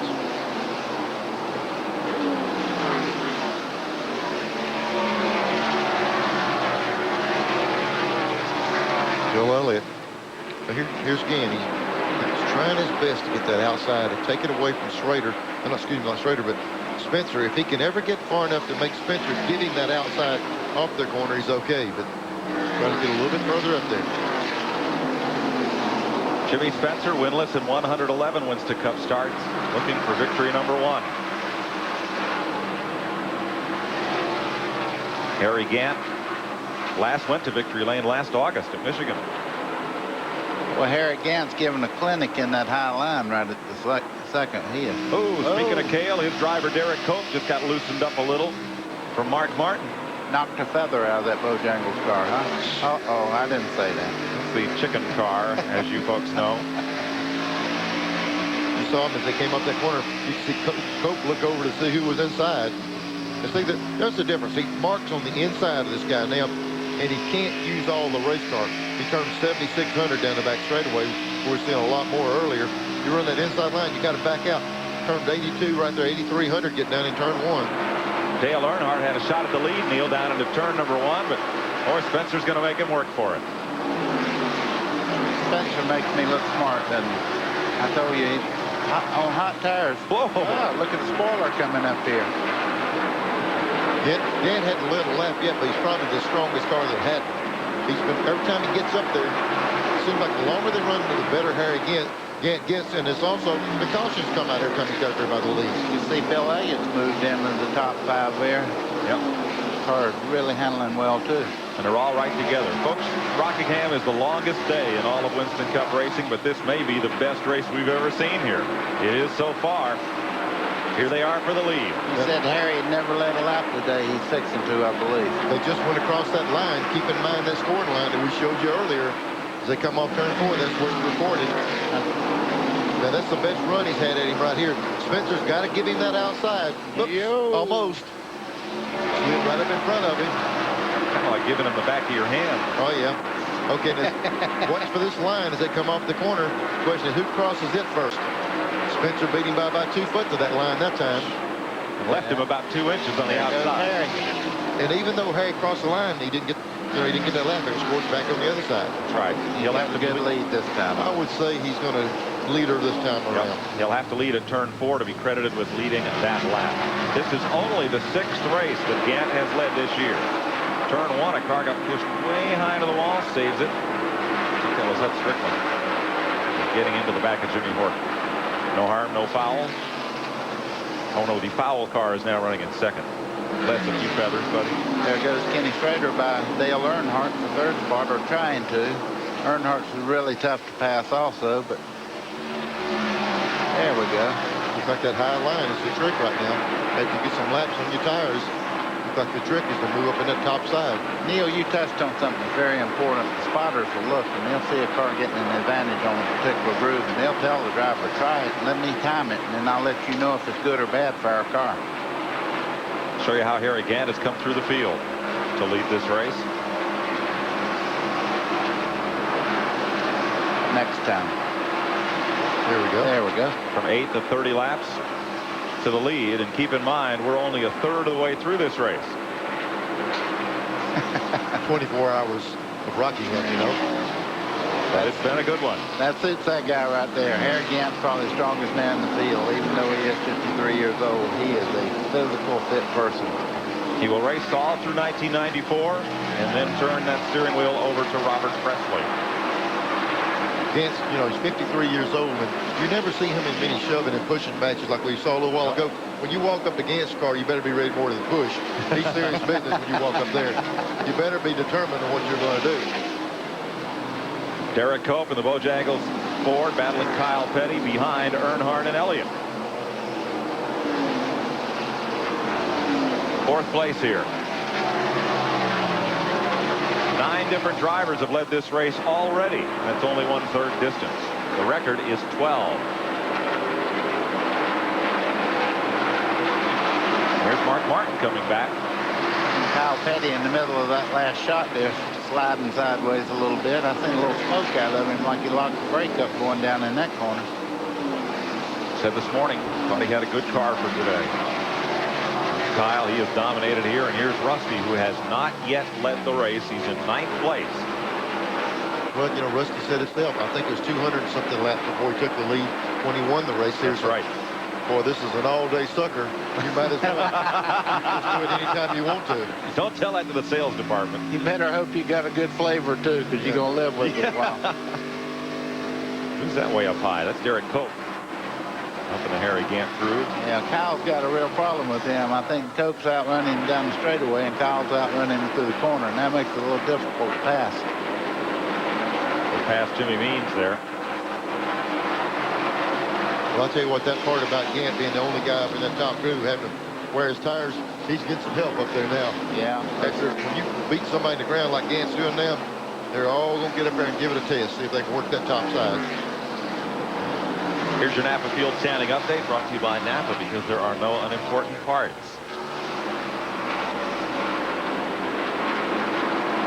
There's the battle you're watching. Right there, Earnhardt, Elliott, Derek Cope, Kyle Petty, Mark Martin. And Rusty Wallace and Ernie Irvin. That Mark Martin car, I'm not so sure. He got out there early, tested that thing. He knows what he's got. Mark's the kind of guy that keeps that thing under him all day long. We'll see some more of him before the day's over up front.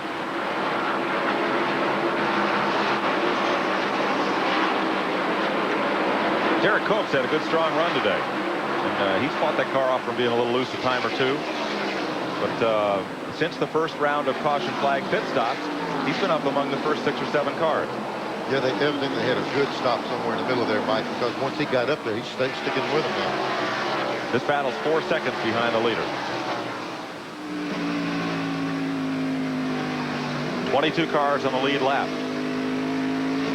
And these cars are 3 or more laps down, you're seeing now. Battle for second behind Harry Gant. 2 seconds back. Here goes Schrader. And a little further back, Derek Cope moves up on Dale Earnhardt for 5th place.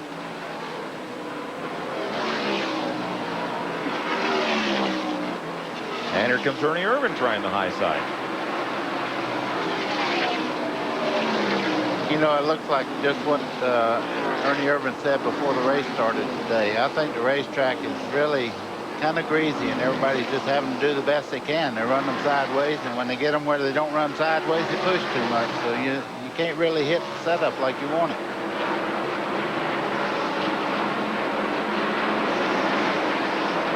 Well, Cope completes the pass on Earnhardt, and Irvin does the high-low on Rusty Wallace. Wallace going to hold him off. I like that, the high-low. It's not very often we go to a racetrack and you see them use the entire racing surface. They're doing that today. We're seeing what, first lane, second, third lane. Make sure some good racing. One of the most colorful personalities on pit road, Danny Chocolate Myers, comes from a racing family.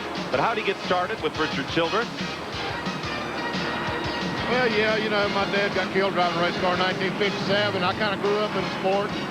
You know, went to Bowman Gray Stadium. As a matter of fact, Richard and myself sold popcorns and peanuts in the grandstands at Bowman Gray Stadium. And then I got out of it for a while and went down to Richard's one day and asked him for a job. And He just needed somebody that day, so I went to work and been there like 12 years. Love this place. There in that pack, he's now chasing Mark Martin as Kyle Petty gets underneath Derek Cope. They have passed by Dale Earnhardt. I was going to say, Mike, he picked up a couple of spots, but he picked up a real critical one when he got in front of Earnhardt. He's got to finish as many places as he can in front of him as often as he can with this thing winding down.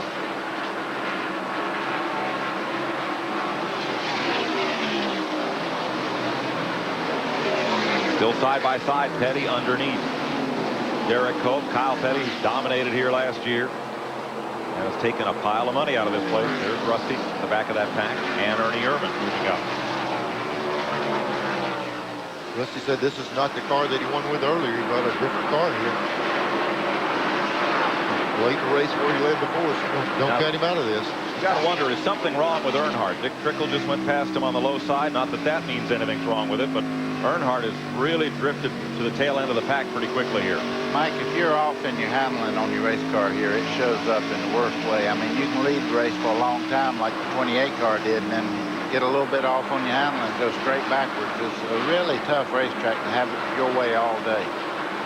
Yeah, the gut feel I got when I saw the 28 take off those first 10 or 15 laps looking at Charlotte. So this guy's got it. Complexion of this thing changes all day long. Let's go to Ralph Shaheen. We can answer that question for you, Mike, regarding the handling of Dale Earnhardt's car. The handling has gone away on the number 3 machine. He has already radioed into the crew.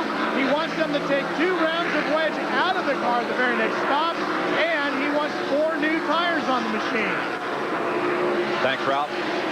For the point lead to change, if Rusty Wallace won, Earnhardt would have to finish 22nd or worse for the point lead to change. That was one of the questions on our 800 line as we go to Glenn Jarrett. Well, guys, as Earnhardt's having trouble hearing Rusty Wallace pitch, things are real good. Buddy Parrott, the crew chief, told me that the car was working real well. They're just making laps right now, taking it easy. Rusty's trying to find the best groove on the racetrack. The car's working real well right now, not taking any chances, not having any problems at all. They're satisfied. I've got to wonder who's playing possum just a little bit here. We're coming up on half distance, a lot of racing left to go. Who do you think is just trying to stay in contention and within striking distance? In my opinion, I think Kyle Petty, he's in 5th place right now, and I think he's just sitting there. He's got a lot of race car. They've won here before. They know a good setup. I think he's the man. I tell you what, I think a lot of these guys got good race cars, but I think Gant might have something better than the rest of them's got. I think he's got the ability to pick him a spot and run up there where they can't get their car suited for it. He's practices up there and practices a lot of that in the practice with that part of the track. So Gant might be the spoiler here. He might be in a position where, unless they come in and get tires right at the end of the race, a fresh set of tires might beat him. Old tires, he's tough. He's going to put a lap on Jeff Bodine, the 20th place car. He's just lapped Dave Marcus, running 21st. Mike, he's a real gambler, and he goes to the man leading the race and pulling away. I like your strategy, Neil. Well, I'm just hoping everybody says, well, I just figured everybody says he's 53 years old. He'll get tired. Hey, you can forget that. No way. They've run 1,000 miles, rest of them apart, and can't keep going. He has 18 career Winston Cup wins, but he has never won here, Harry Gant. That answers Kathy from Kentucky's question. On the line in 1991 was his best Winston Cup season. 5 victories. We've got 9 leaders today. 12 is the record. 15 lead changes. Ernie Irvan, Derek Cope, and Dick Trickle, 8th place here. We were talking about Trickle while ago, go around Earnhardt. You said nothing against Trickle. You were exactly right about it. Here comes Trickle running these guys down, trying to move on around them. There he goes to the inside. They'll make it 3 wide down the front straightaway. Somebody does give a little bit here. Maybe a whole lot.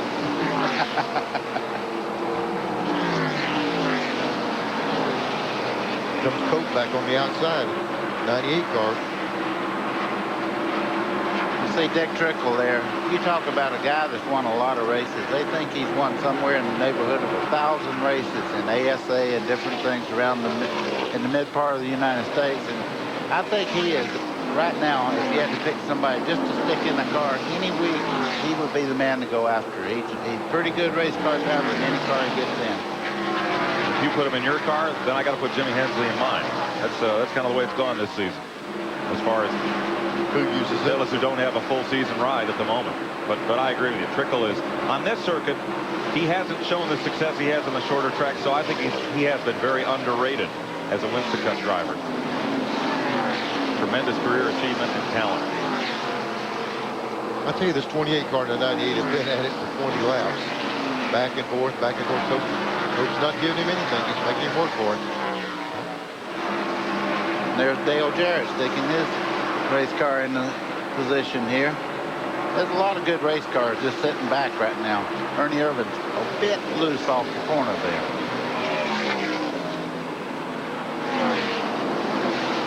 Earnhardt running behind that pack. Cope had moved up a few spots, and now he's given them back.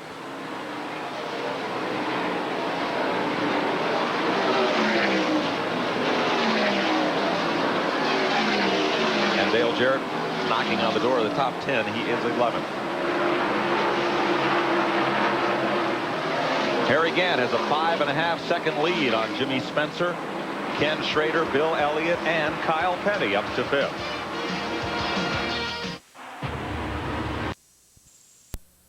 North Carolina Motor Speedway.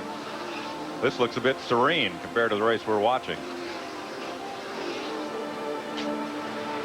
where Harry Gant has opened up quite a lead on Jimmy Spencer, Kenny Schrader, Bill Elliott, and Kyle Petty. Mark Martin is 6th. Rusty Wallace, Dick Trickle, Derek Cope, and Ernie Irvin are the top 10 as they lap past Greg Sachs' wounded machine and that of Kenny Wallace. There's Dave Marcus, that Terramite car. The company makes little backhoes out of Charleston, West Virginia, sponsoring Marcus this week. And he got to lead 5 laps early on. Always good to see Marcus get some help. He's the hardest working guy probably in the whole garage area. You see all these other crew members that people bring to the racetrack. He basically does all his own work. Marcus and Jimmy Means, perhaps the last of a breed in Winston Cup racing. Bill Elliott and Kyle Petty are fighting for 4th. Mark Martin moving in. Let's ride with him. I'm glad I'm up here the way he's whipping that wheel around in the corner. You watch him here. He starts to fanning this thing about halfway through the corner. Look at that steering wheel jump around. I believe I've seen his left leg go up in the air there. Neil, he was wrestling that thing so hard. It looks like they're touching a little bit. There's one thing you have to live with too at Rockingham. See that sun shining on that windshield, that blind spot as you go in turn 1 and 2. And it gets worse as the day goes along, but blinds your view for just a second. Well, let's give a couple laps to Mark. Just ride along and listen. Wow. Ooh, Kyle went way up. You wasn't supposed to say anything.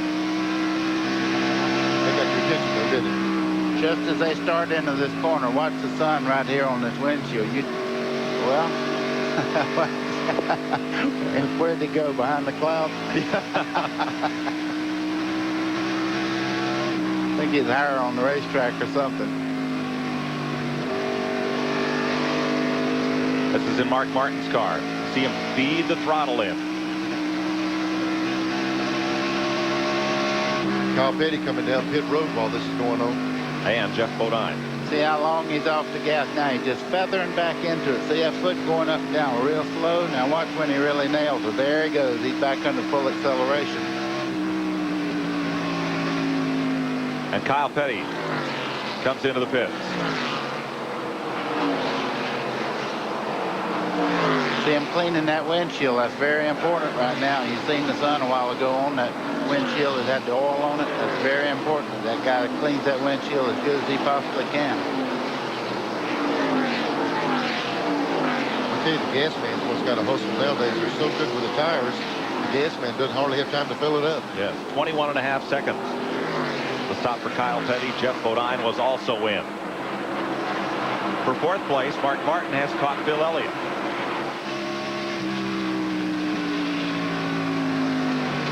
Oh, look at Elliott's car break loose. It just shot up the racetrack. Mark got right behind him. I mean, Elliott's car broke loose straight up.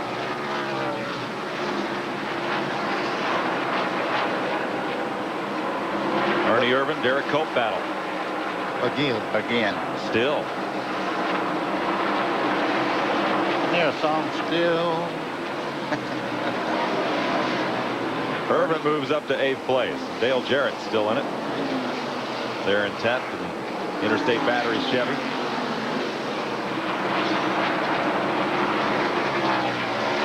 Derek Cope just ahead. One of our call-in questions was about Derek Cope testing a Mercury. And would he run it next year? No. Said they didn't much like it. And they won't have a Cougar for Winston Cup racing next year. Talk about, here comes the 28 car down pit road. We'll go back to that other shot in a minute. 28 coming into pit. Just past Todd Bodine, who's getting 4 tires. First round of green flag stops today. Yeah, everybody's stopping right now, but Lake Speed has gone to the Harry Gant groove, and he's trying to get a lap back. If we get a shot here in a second, we'll... Whoa! You see him on... He actually passed Harry Gant on the outside. Now, buddy, he was up in the altitude there. And we said a couple of times it looked like he had his quicker cars than anyone here. He just got his lap back. Mark Martin and Dick Trickle come on to pit road as Ernie Irvin leaves. Sterling Marlin from the Revestas car, getting service from the Savola team, and here is Harry Gant, the race leader. Now Harry might have been able to go a few laps further on gas, but with those other cars with new tires, you watch on the Keystone Light pit clock. When the other cars get new tires, you can't stay out there too long. No, it can get you way behind running as slow as they do on old tires here. Ricky Rudd is in. Rusty Wallace.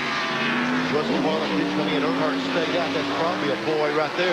The Earnhardt team had to stay out till Rusty came in, so Rusty wouldn't get to lead one of those laps. Right. Rick Mast and Morgan Shepherd and Jimmy Spencer. As we speak, here comes Earnhardt down pit road. And Bill Elliott and Derek Cope. This is Jimmy Spencer's pit. And Dale Earnhardt. Terry Labonte in the Kellogg's car. 15, I believe, ran out of gas. So he about to get that lap back, and they were stretching it, and I believe he's out of fuel. Going into back pit. Earnhardt away. A little bit of overfill there on the Spencer car. Glenn? They got a problem on the left rear tire on Jimmy Spencer's car. The air gun jammed. It would not remove the lug nuts. Boy, this is costing them. I've got the clock on them. It's already been almost 40 seconds. A terrible break. Spencer was pounding the steering wheel. He's really upset, as well he should be. Just one of those things that happens. They still do not have the lug nuts off the left rear. He's going to go a lap down. Must have rounded the lug nuts off. Yep. You know, evidently it rounded the lug nuts off. We did a piece at the top of the show. The smallest piece you can work on a race car, how critical it is. A lug nut costs about $1. You run through the threads early in the day to make sure they'll go on and off easily. You glue them onto the wheels, check the sockets, check the air guns, and for $1 part, Jimmy Spencer will go laps down. Yeah, you know, just like I said, we talked about at the top of the show, the man doing it over and over and over. And of all things, you know, you got a $25,000 motor and a 95-cent lug nut costing him a chance for the lead. Dale Jarrett had picked up the lead, as had Kenny Schrader before him, and now comes on to pit road. I believe we're up to 11 different leaders in this race. The record is 12.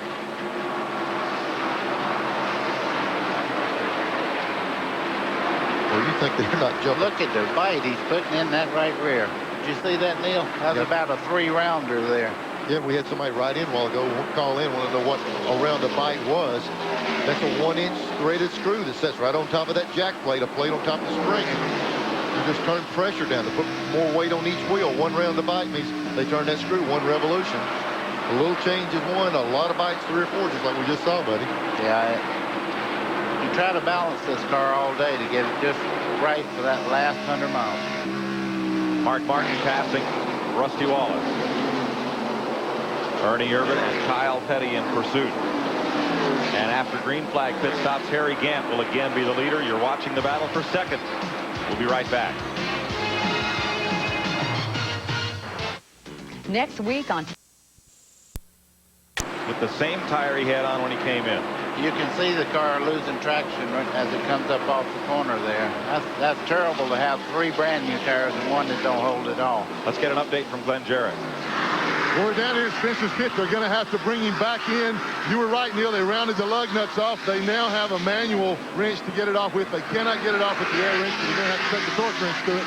a terrible break. He's going to lose probably another lap. But as you said, buddy, the car is not handling up off the corner. They're going to have to bring him back in, change that left rear tire. They're going to lose at least another lap. Let's go to Ralph. One way the Childress crew has worked to improve their pit stops. They've installed a video camera in their pit stall. This camera has a lens which is mounted at the end of a pole that hangs right over their pit stall. They videotape every one of their stops during a race, then go back to the shop after the race is over. Once there, the crew sits down and takes a look at the videotape, critiques their pit stops, and figures out how they can improve them. There's a look at Earnhardt, who is currently in 11th place. Still on the lead lap here. Harry Gant up front, Mark Martin, Rusty Wallace, Ernie Irvin, and Kyle Petty, your top 5.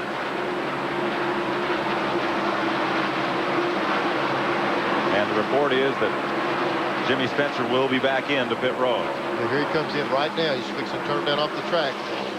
And what happens is that socket that they use for the pit stop is kind of sloppy. It's not a real snug fit on that nut where you can get on it off it easy. They're going to go back with a 6-point, really tight socket, try to get it. Here's Glenn. Well, you're right, Neil. They are going after with the air wrench and the 6-point socket this time. It doesn't appear that he's no, that won't work either. They have to take the torque wrench to it. The regular left rear tire change was right. They still can't get it off. Boy, this is terrible. 2 different guys trying. Neither one of them have much success right now. Finally, they get that tire off. The new one goes on. Boy, what a costly thing to happen. Tough break to get in. 23.5 seconds. Spencer had already gone just shy of being 2 laps down, so he'll be 3 down at this point in a car that might have been good enough to win this race. Well, it's a shame that stronger car and something like that happened. I hate it for Bobby. You know, Bobby's run very well here, and I'm sure he had a lot of input on his race car as far as handling on it. And it's just a shame to see him run that well all day and have some weird thing like that happen. But meanwhile, 33, only like 8.5 of putting Dale Earnhardt a full lap down. So he's got to pick up the pace if he can. Earnhardt I'm talking about. Not Gant. He's running away right now. Last car on the lead lap is Sterling Marlin. He is 15th. Rick Mast is 14th. 13th is Darrell Waltrip. 12th is Ricky Rudd. Earnhardt is 11th. Buddy, if Gant picks up the pace any, they'll have to widen the track out. He's using about all he can and going just about as hard as he can go. You see, he's just put a lap on Morgan Shepherd in the Wood Brothers car. Shepherd now 16th. Look at this. I'm telling you, he gets up there. You know, when you're in the race car and you go above that top line, you like to have a little bit of room. We've seen cars slip and slide all day long. Well, if you're down there a lane, you'll let the car slip a full lane up, and we've seen people recover. Once you get up there and you're above that lane and the car breaks loose, you're going to recover, but you'll be over in the infield hospital. Top lane. You come down here, run to Buck Baker School at Rockingham. You get up above that second white line, they call you in and talk to you for about 30 minutes. Well, they better get Gandy and talk to him for an hour. He's running up there in a very, oh, look here, coming off the corner. Boy, there was Gandy was something go around the outside, was looking through the Sitco car, Morgan Shepherd. Gandy went around him 3 wide, right around the top. You know, when we do teach down here, we do teach that top line too. Because a lot of times, you know, you have to go up there, but that's an advanced student we do. We don't take a beginner up there. You have to know where you're at. Advanced student with a large deposit. You got it. Right. With a wreck clause. Yep. 233 laps. Hut Strickland will pit the McDonald's car. Junior Johnson running in 22nd spot. He's just gone 2 laps down and comes in for tires. There's Kenny Schrader, 4th place right now. Car's running well. He's just not running as well as Gant. And back at 8th place, Dick Trickle, Derek Cope, and Dale Jarrett go at it.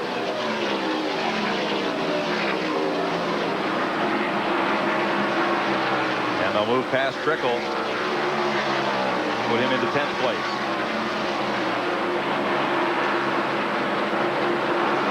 Cope and Jarrett have been going at it like this for the last 50 laps or so.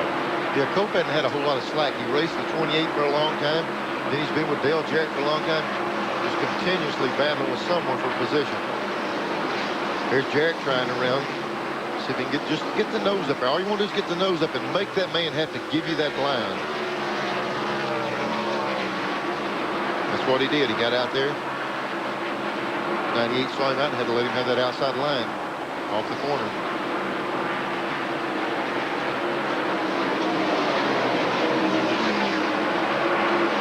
Here's a look at it from up high from our Raybestos aerial platform. Raybestos, the best in brakes. Gives you these pictures.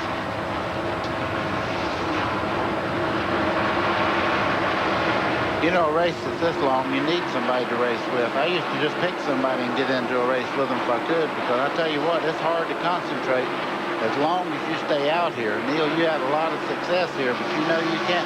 If you just lose your concentration just for a second, that coming off second corner there will bite you just like you've never been here before. I'll tell you, this race right here will almost do you like a tire test. You can you go to a lot of tracks, you say you come down here, you're going to run a tire test, and they'll say, go run 100 laps out there for us, and we'll come back and check the tires. Well, you get to running so long by yourself, and it's boring. I mean, the fun about racing is having somebody around you to mix it up with. If they come down and just say run 100 laps, it's pretty easy to wreck the car doing that by yourself. I'd say the way Harry Gant sliding that car up towards that wall, he has no time to think about anything but what he's doing right now. I think you're right. He's probably trying to figure which house he's going to build next. Or a new roof. And carpenter in the way all the time. You know, these stories keep going, but I wonder if there's a house left in Taylorsville that doesn't have a new roof on it. I think that's what he does in his spare time. You need a roof, just call Harry Gant Taylorsville. He'll roof your house for the fun. Just for the exercise. They did follow him home from a race at Dover one time and found out he actually was doing a roof the next day, so he's just not talking just to have something to say. Yeah, they wanted to interview me. He said, you want to interview me? You come on up here to the top of this roof and do it. They declined. You know, they joked about that. I saw some stuff again. He said, people think he said, you know, I'm just, Rick Wilson and Dave Marcus almost left here just then. Oh, yeah, buddy. Me and you both saw that at the same time. They were wrecked and just happened to straighten it out. Riding with Morgan Shepherd behind Harry Gant as we close in on halfway here at Rockingham. Folks, every once in a while, you just have to take our word for it if we're not showing it, but that was really close to being a wreck. So we'll stay green, and with that leaderboard, we'll ask you to look carefully and tell us what's wrong with this full-service pit stop in our Polaroid photo fake-out. You could win a great trip to Daytona.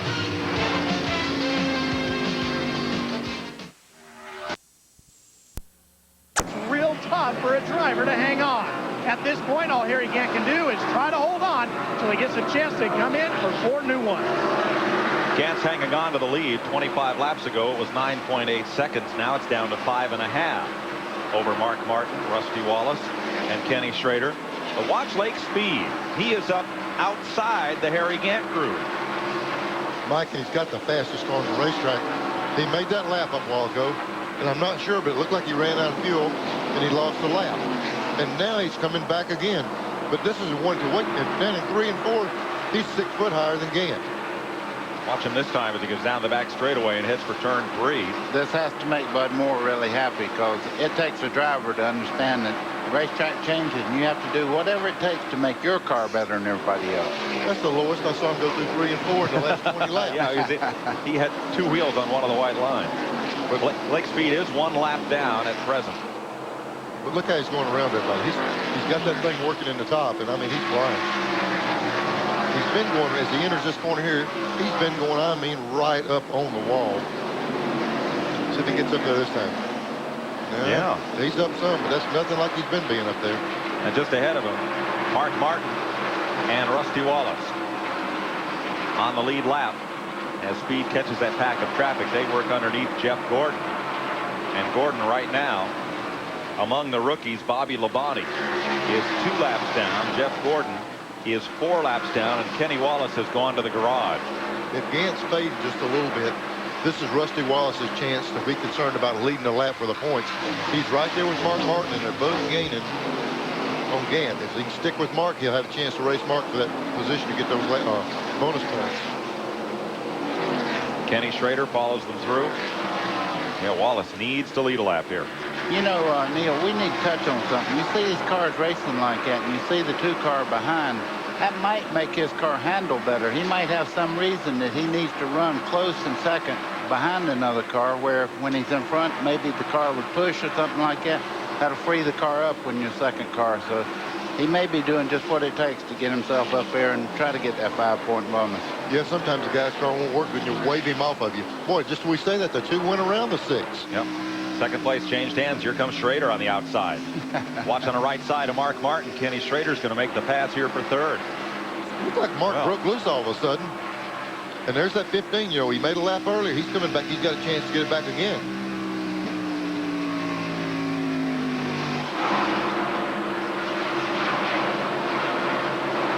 Lake Speed taking the long way around as he chases Mark Martin. Martin now the 4th place car. Rusty Wallace has moved up to 2nd. Look at Lake Speed. He looks like he's going in the corner 10 miles an hour faster than the 6th car.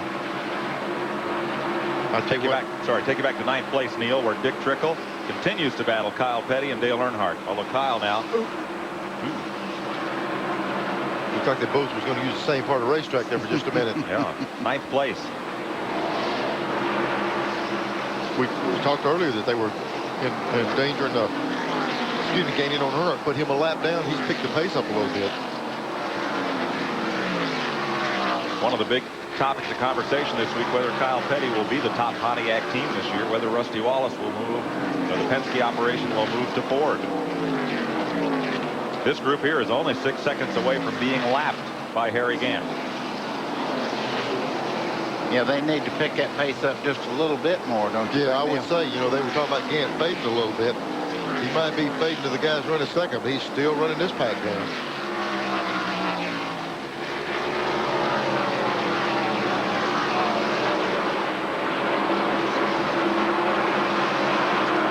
And we see Trickle pulling up on the 26 car, Brett Bodine.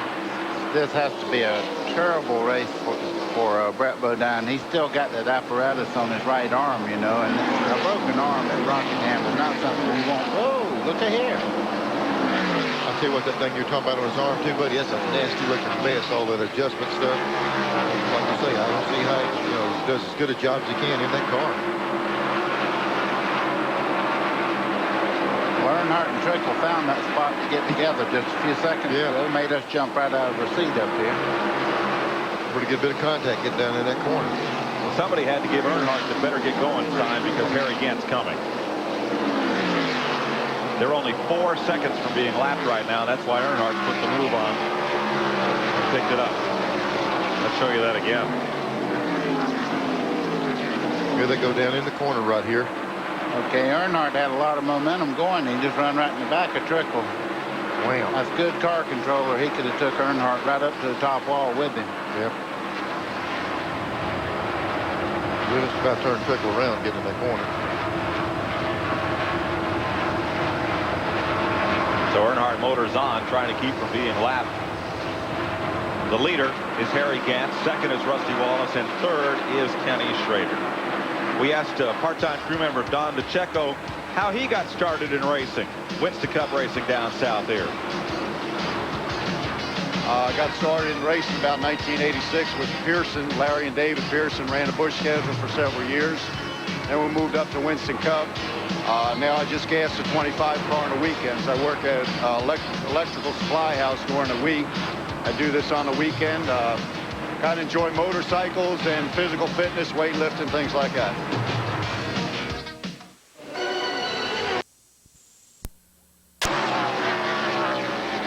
Sterling Marlin makes a pit stop. They change a right side tire. And let's show you Dale Earnhardt, who is back in 9th place. There are 11 cars on the lead lap. So as you go back from Earnhardt, Kyle Petty making a stop. He's just been lapped. Earnhardt's only 3.8 seconds from being lapped. Behind him is 10th place Darrell Waltrip.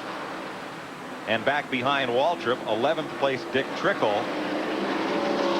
The bright day-glow green Mannheim car. And then behind Trickle is going to be Harry Gant. Well, Gant just got around him, Mike, as they entered that corner. Right. He just ran up on Trickle, and Trickle gave him room, and Gant went on around. Kyle Petty after a stop. Boy, for him to be so good here at all the past races lately, he just went a lap down. As soon as he went down, he jumped in for those tires.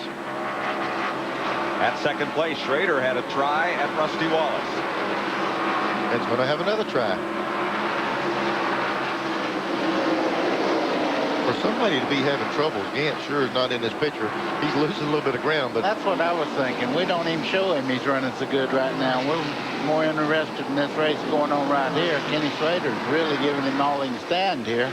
Make no mistake, they're catching Harry Gant. They're only 3.6 seconds behind him now. Look, here's Lake Speed. Lake Speed. Now, look how high he's running this racetrack. He comes off that corner. He's got a lot rolling in his direction there. He gets to run these two guys, and you catch Gant, he'll get that lap back. Now, he just passed Rick Mast. That was for position. That was for 12th place. You notice one thing. When you go through the second corner there, part of the racetrack's in shade right now. That normally picks the speed up a little bit, so that higher line will work a lot better as the sun gets off of that part of the racetrack. Now, when he goes into 1 and 2, you'll be able to see what I was talking about. Well, I tell you, he doesn't have any margin for error up there where he's at. Watch down in just about right halfway through this corner. See the shaded area there? That should be a lot quicker than down where the sun's on it. As he puts Rusty Wallace behind him. He needs to get around Schrader, and he can catch Gant. That's putting him back in that lead lap. He pulled this trick off earlier once today, and they had that problem just before that caution and lost that lap again. Well, they're in the same straightaway as Gant, who is also running way up on the top of the racetrack. Now Schrader's trying it. That'll become very popular as Harry Gant starts lapping people. They move past Dick Trickle. And now it's 3.7 seconds first to second as Ernie Irvin comes to pit road. The number 3 starter who led all but 6 laps at Charlotte 2 weeks ago. If they do any chassis work on the car, we see him changing tires. See that wrench pulling those lug nuts off, spitting them out on the ground. And Dick Trickle has pitted as well. Norman Koshimuzu. Just got that second can in there. Looked like the car hesitated just a minute as he took off. You've seen the guy with the catch can in the back of the race car right on the very end there. When they see gas come back out of that filler there, they know they're full, so that's enough gas for the stop. Well, it looked like they had some trouble in the left rear. One crewman swinging the air wrench at the car as it goes away. Yeah, this one there, I don't know what the problem was.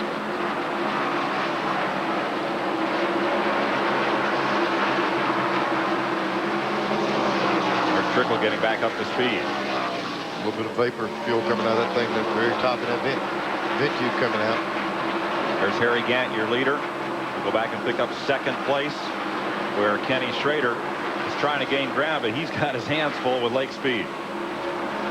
What's going to happen here? He's going to have to give Lake some room on that outside. That's going to make Schrader pinch his car. See, Schrader couldn't use that full swing up off of that corner like he would want to do.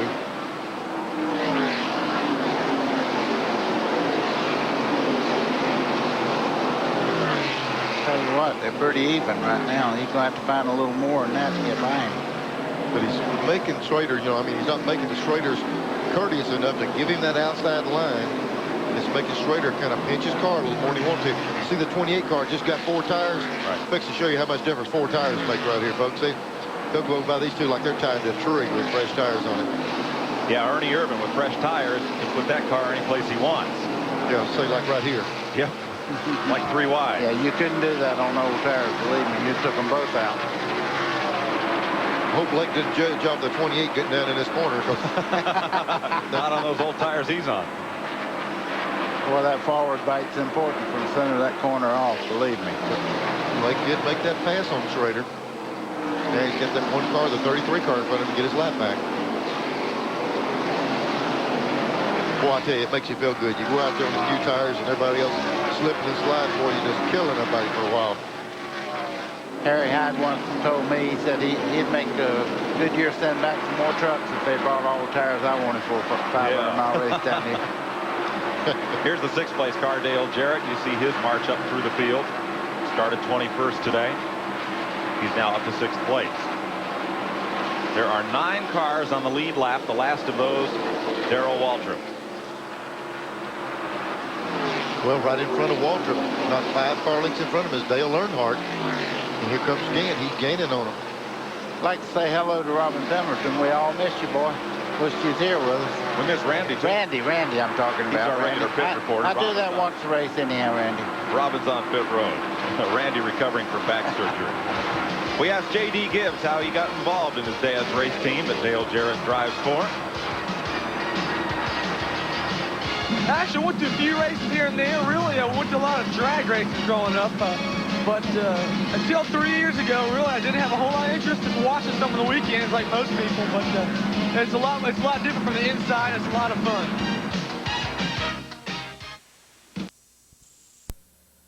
Welcome back to Rockingham. I'm Mike Joy with Neil Bonnet and Buddy Baker, Glenn Jarrett, and Ralph Shaheen. In the pits today as you watch the second and third place cars, Kenny Schrader and Rusty Wallace. Wallace has not led today. Dale Earnhardt has, and that's 5 important Winston Cup points. But Wallace is in a better position than Earnhardt right now because Harry Gant is closing fast on Earnhardt. Here's the way they're running. Gant, Schrader, Wallace, Martin, and Elliott. Front 5, Dale Jarrett, Derek Cope, Darrell Waltrip, Dale Earnhardt, and Lake Speed. A moment ago, Ricky Rudd came in, got 4 tires, and Brett Bodine took the Quaker State Ford to the garage. Earnhardt is pitting. As Gant puts him a lap down, Earnhardt comes to pit road. They reported that Brett Bodine lost a valve spring. Probably dropped the valve down there, maybe did some damage to the top of the piston. 4 tires and fuel. We saw Ernie Irvan put those tires on that 28, how critical it was while it goes speed-wise. Gant was lapping these guys, so they come and get them set. 21.2 seconds for Dale Earnhardt. Morgan Shepherd is also stopped. Boy, that's hard to keep a car that slow down pit road. Look at him. He looks like he's snail crawling out of there.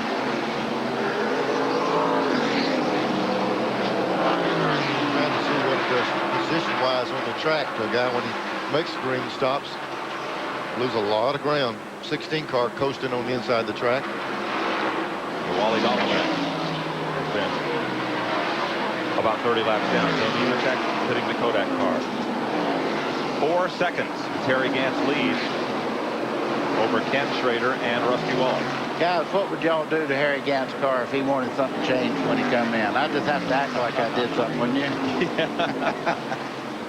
Well, he's telling them how bad it is. He's been second 3 times in this race. Has yet to win it. Take just nice little bites out of that steering wheel just to use that car around. Wallace for second place. Now this could be critical right here. He gets around the 25 car. Now if Gant comes in, he's led that lap. Yeah. If he's sitting right behind the 25 Gant pits, he still hasn't led a lap. So that pass might pay off here in the next few laps if Gant comes on in. And I just about bet you Buddy Parrott and those guys will try to stretch it far enough past Gant where they can lead a lap. Todd Bodine making a stop. Here's Ralph. Leo Jackson is the crew chief and owner for Harry Gant. Leo, why are you staying out so long if Harry is slipping and sliding on those tires? Well, you know, if we pit, we'll be done with some of those cars, so we'll wait till they pit. How long can you go before it actually gets really desperate? How long can you go before it really gets desperate? We go to about lap 305. They've got a ways to go yet. Yeah, that's about 15 laps from now.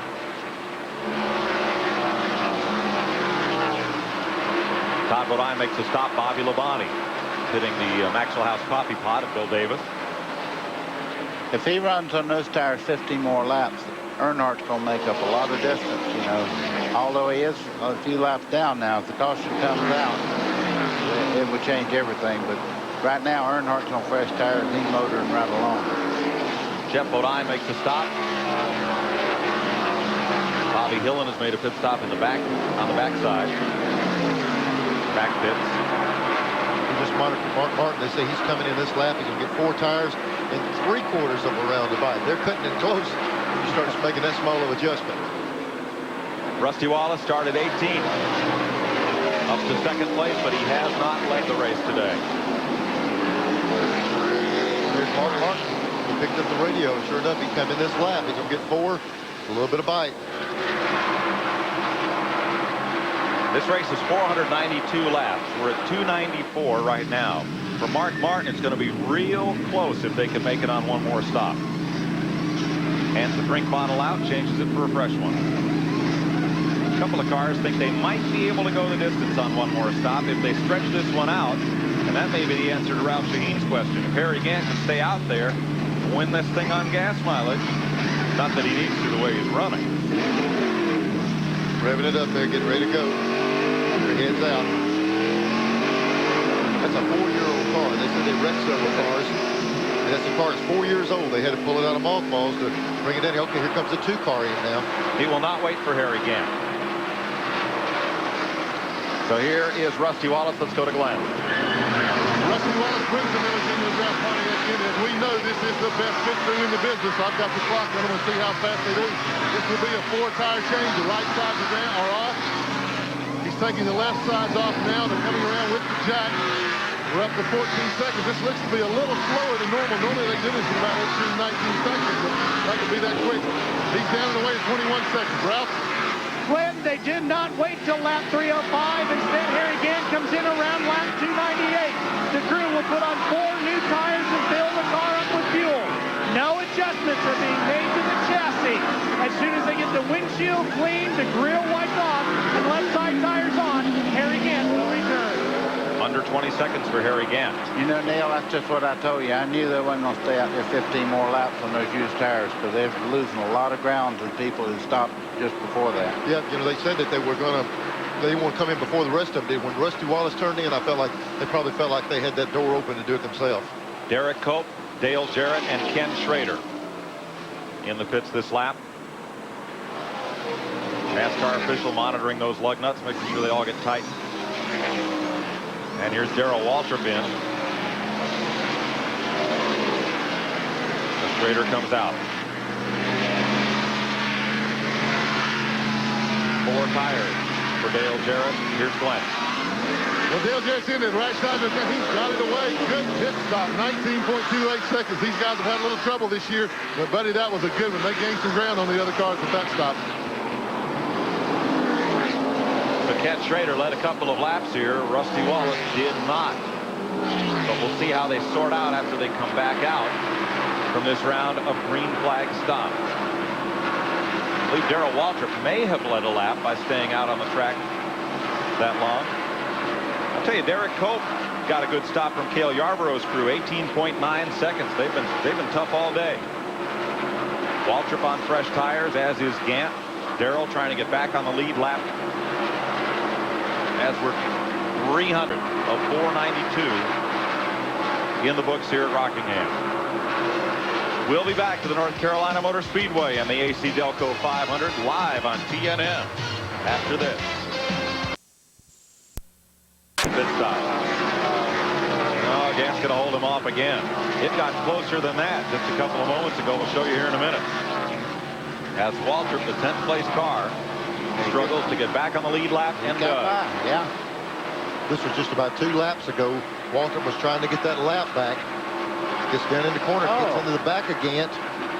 Gant's hanging on. Waltrip's trying to get that lap back. A little shoving here. Waltrip did make the pass a couple laps later. But you touched on something. It seems to take Gant a few laps after the tires get hot before he really gets to rolling. Yeah, he has to get up in that top groove up there and get the RPMs up on that car. Another thing to think about, too, we were talking about earlier, Gant had just lapped Dale Earnhardt when he turned down the pits. Gant ran 11 more laps, and Earnhardt got 8.5 seconds ahead of him. Right now, Earnhardt's 8 seconds in front of him, just from 11 laps of fresh tires. So I don't know if these people can afford to stretch those stops like they did this last time. No, I think we'll see everybody making at least 2 more pit stops. It's hard to believe that in 11 laps, you got to make up 8 seconds, but they really, a few tires must be killers. I thought I said that. Okay. Trouble, we have turn 3. trouble in turn 3. That looks like Jimmy Horton, hard up into the wall. Boy, Horton has had a tough time coming back after he flew out of the park at Talladega late in July. And what a break for Darrell Waltrip. He gets his lap back from Harry Gant. All that fighting paid off. Yes. It's also a break for Earnhardt. And that shortened up the rear end of the active trucking miles concrete Chevy of Jimmy Horton.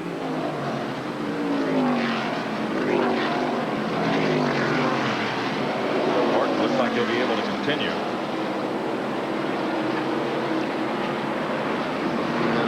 Problem is for the fuel area. Got it after he's already backed it up into the fence. Looped the car getting down in 3 and backed her up in the wall. Well, do you give up track position and stop here if you just got tires 10 or 15 minutes ago? I think they got to, Mike. We saw how much new tires made a difference. Here the leaders turned down just as we're talking about it. Coming in front pits, here's all the leaders in. May have been contact between Dale Jarrett and Jimmy Horton.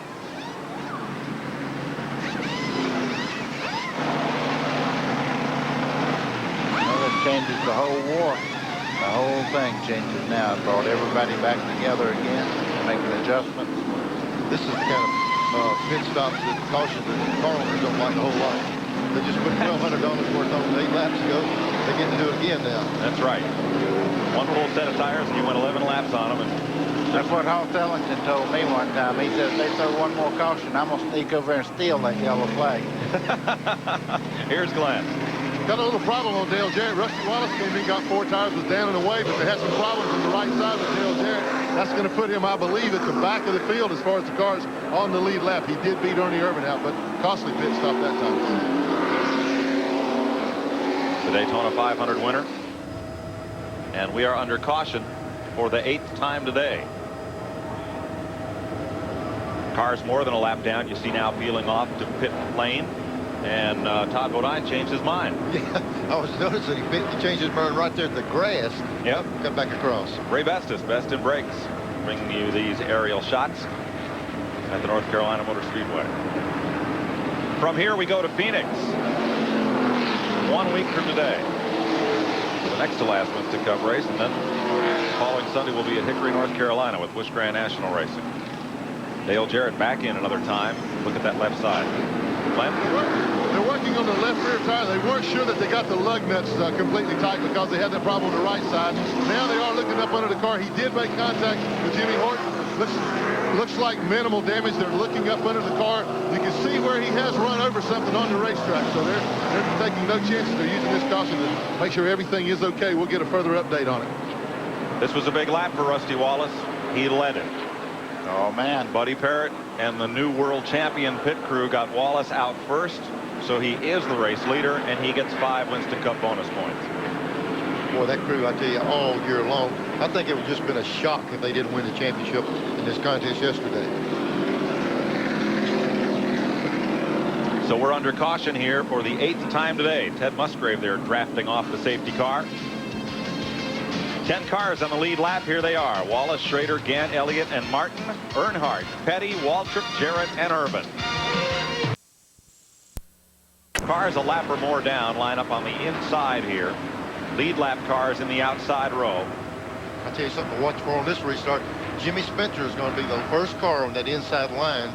We know how fast his car has been all day long. He's going to try to get that lap back.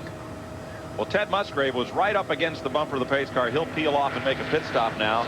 I would bet Musgrave may try to stretch this on just one more stop and try to improve his standing, which currently is 31st. Well, I'm going to bet you Spencer's going to give the 2-car a run for the money on this restart to try to get one of those laps back. Jimmy Spencer is 2 laps down in the Meineke Mufflers number 12 Ford, and he'll be alongside Rusty Wallace. Wallace is the leader. Ken Schrader is 2nd. Harry Gant is 3rd. Bill Elliott is 4th. And 5th is Mark Martin. 6th, Dale Earnhardt. 7th, Kyle Petty. 8th, Darrell Waltrip. 9th is Ernie Irvin, and 10th, Dale Jarrett. There's Spencer trying to keep that inside line where he can get that lap back on Rusty Wallace. Got the jump off that corner. I believe he's going to make it. He's going to run him hard to get that lap. Spencer's got one of them back if he can stay there. Wallace out in front of the rest of the field, and Spencer gets one of his 2 laps back from the race leader.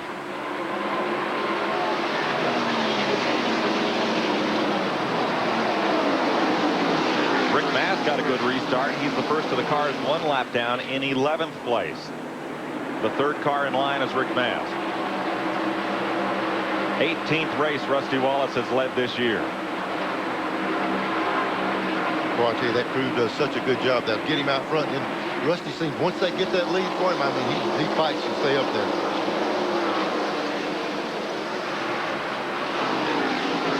Earnhardt and Derek Cope go at it.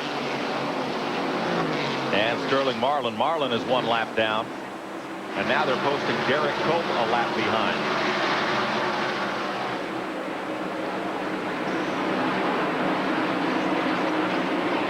Mark Martin trying under Dick Trickle. And here comes Wallace back after Spencer.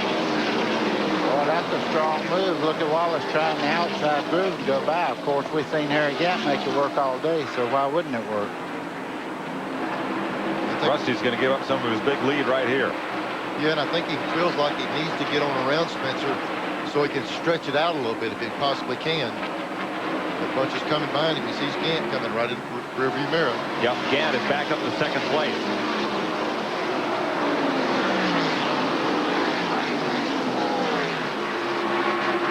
Six-car Mark Martin. There's 11 Bill Elliott. 3-car Earnhardt right behind him. Now Rusty's on the inside. He's had to do it outside all the time. Now he's got that inside away from Spencer. If I go past Jimmy, I'm going to do it on the bottom. Yes. eight wheels corner better than 4. Right? Yes, sir. They've got the lead away. If he hadn't heard all of Spencer, he's going to battle for that position. Rick Mast trying to stay right up with the leaders. In 11th place, 1 lap down. Martin and Earnhardt go past him. Report of some tire smoke it could be off the right rear of Dale Jarrett's car. He's one of those on the lead lap. Spencer's trying back on the front up there again. Here's the 6-car trying to get under Trickle. And there's Dale Jarrett. You see that little bit of smoke. There it is. A lot of smoke now on the right rear. There goes Spencer back up on the inside again. I think they're going to... Ooh, man, is he loose. And here comes Gant. Spencer's battling him away for that position. See Ricky Rudd in the picture, number 5. He's up to 11th now, having gone past Rick Mast. Oh, me, Spencer made a run up that corner. You wonder why they call him Mr. Excitement? Right there's a good example of how loose the car can be, and that guy can always seem to handle it. And while they're playing around there in the bottom, watch up on the top. And here comes Schrader on the bottom, too. Yep. Now, Spencer is now 2 laps behind the leader. That puts him a lap behind Ricky Rudd, 2 laps behind the 2 cars coming up, Schrader and Gant. 324 laps are complete. 168 to go. And Dale Earnhardt is closing on the leader. We'll pick up his progress when we come back.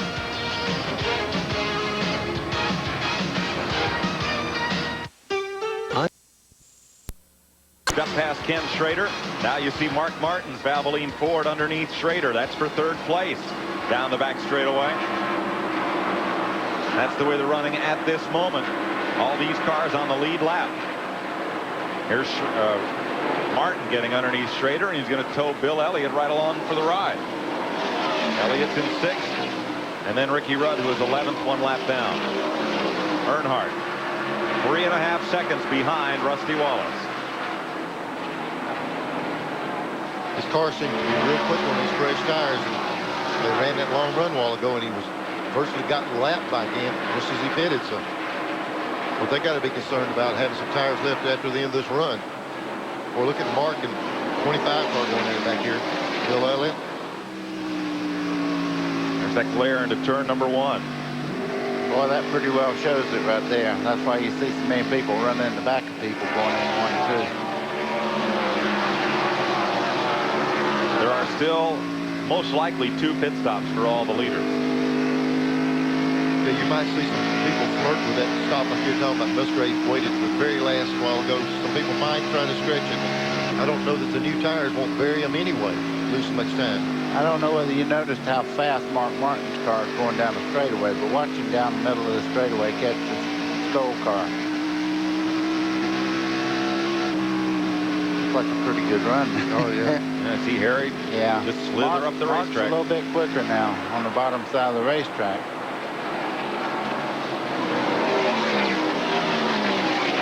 Here's your Napa Field standing update brought to you by Napa because there are no unimportant parts. Where they are right now. First 10 cars will be on the lead lap. I want to change my pick. I think. Oh, good. I think the 6th car might have the edge right at the moment. How many more times do you want to be able to change it before we're done here? I want to do like Neil. I want to get the leader every time. Okay. They run a long green run. Again, if he's back in this thing, it seems like these little short spurts at these cautions, he's just not up to speed. I think you're right. Ooh, he's almost up to the bumper of that 11 car. They were getting close coming off that corner. Bill Elliott and Ernie Irvin moving in. They lap past Dave Marcus. Harry leaves him a lot of room down there. Well, Harry, really, they might have made a little chassis change. You know, he was complaining the race car not doing well, but he's not running like he was just before they had this caution. If he made a change, you better put it back because he was kicking them a while ago. Of the 3 makes actively participating in the sport, they've each won 9 races this year. Pontiac, Chevrolet, and Ford each with 9 victories. Today he'll break that deadlock, and then of course 2 races to go, Phoenix and Atlanta. You know, we were talking about Dan a while ago running that high line. Not only do the tires and the way your car's handling, it takes a pretty good rhythm to be able to run that. But you got to have a lot of confidence. You got to know how hard you can go in and slide right up that wall. And he had that rhythm down and was just wearing them out up there. It might take him just a while to get that car doing the same thing he was doing before. It's Trickle trying to get by on the inside. Yeah, he's 1 lap down in the 41 car, chasing Ricky Rudd. Sterling Marlin up there is also 1 lap down. That's a battle. 5 and 8, that's for position. Move back and pick up Bill Elliott and Ernie Irvin. They are 5th and 6th. Here comes Rusty Wallace off the corner right here. Big lead built up. 338 laps complete at Rockingham. Here's your top 10, all on the lead lap.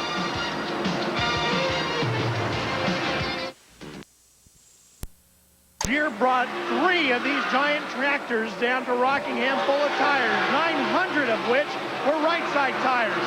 As you can see over my shoulder, there are no more right side tires available to the teams. If you are out of right side tires, you hope you have a friend on pit lane who will sell you some. Mike, I think I shall leave the booth and go down and negotiate the price of tires. The right sides. I'll be back shortly. They run a different compound rubber on the left than on the right side tires, and the tires are stamped to indicate which compound they have. You're not allowed to put left side tires on the right side of the car. Glenn? Neil, stay there. The reason they're on the right side tires is all these lead cars have bought them all up. I'm in Rusty Wallace's pit. He's got 5 sets. Next door, Dale Jarrett's got 4 sets. So even though Goodyear has no more, most of the lead teams do have enough right side tires to get them through the race. Save your steps, Neil. I heard you breathing hard. You tried to run down and do a deal. Well, in Akron, they'll call that good inventory control. Bring just enough to where everybody wants them. When they say they're out, that trailer's out, but I guarantee they got some laying behind that wall, but they'll be at a premium for a while. Watching Harry Gant in 7th place ahead of Darrell Waltrip, Dale Jarrett, and Kyle Petty. They're all on the lead lap. Sterling Marlin has passed Ricky Rudd. That's for 11th. 1 lap down. Rudd is 12th. Dick Trickle is 13th. Jeff Bodine is 14th, and Rick Mast is 15th. That's all a pretty good battle. And here are the 3rd and 4th place cars. Yeah, Bill Elliott is gaining on Mark Martin right now. It's been one of Elliott's stronger runs this year. He has been in the hunt all day. Qualified right up front. Been there all day long, just never taken the lead, but he's been right there knocking on the door. But it's been nearly a year since he's been to Victory Lane, Atlanta, last November.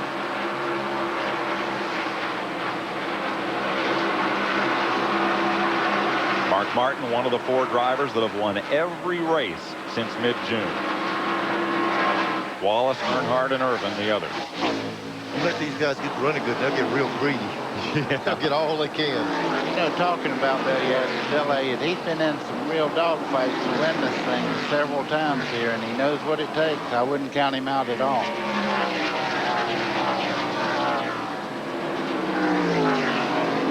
See the 28 car back behind Elliott. He's working his way up to this group right now.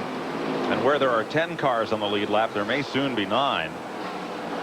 Elliott dives to the inside on Martin. And Ernie Irvin moves up. What you've seen there is a little give and take. The 6th car seen that Bill Elliott was just a little bit faster right now, and he just let him go when he got up the side of him there rather than fight him down in that corner. And that's a smart move, too. You know, Elliott was going to try to get around him and fight for 4 or 5 laps. They use up more tires on each car and lose ground. So the best thing to do, move over, let him go, and then fall in behind him.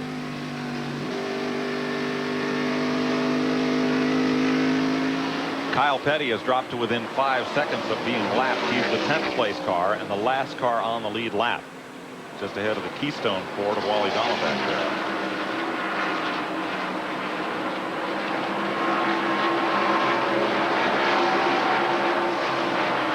Harry Gant and Kenny Schrader are going to fight it out here for 6th place.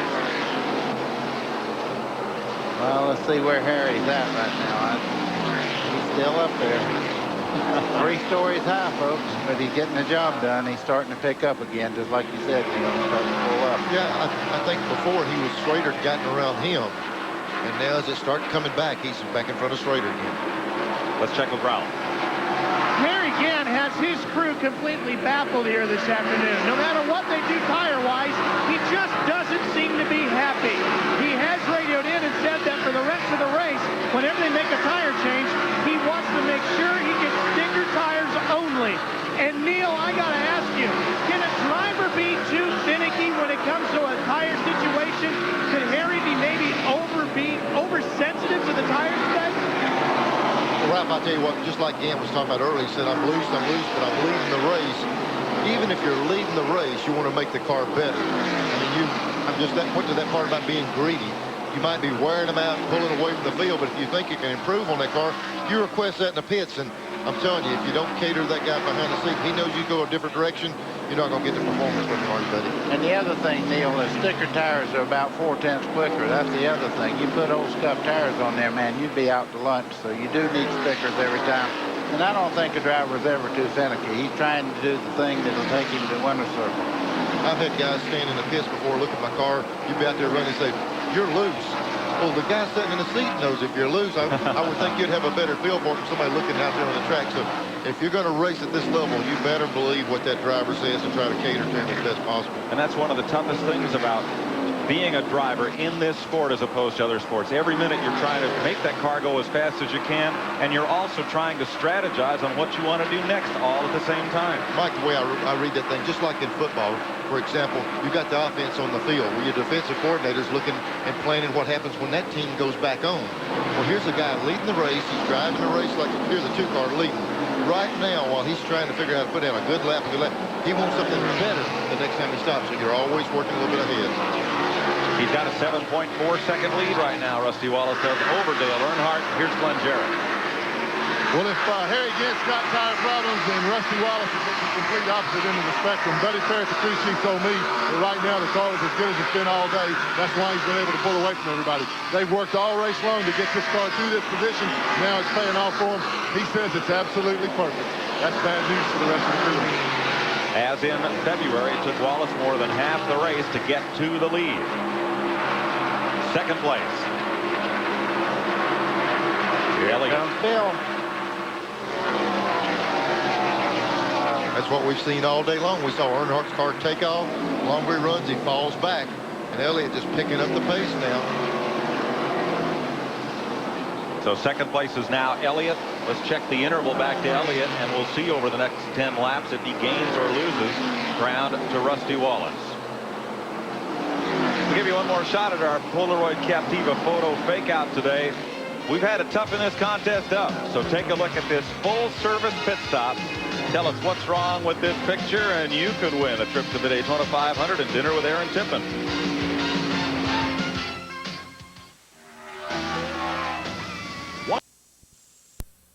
out there. Yeah, that's totally off the racing surface. That's the exit to pit road that they were on. You had to get down all the way off the track.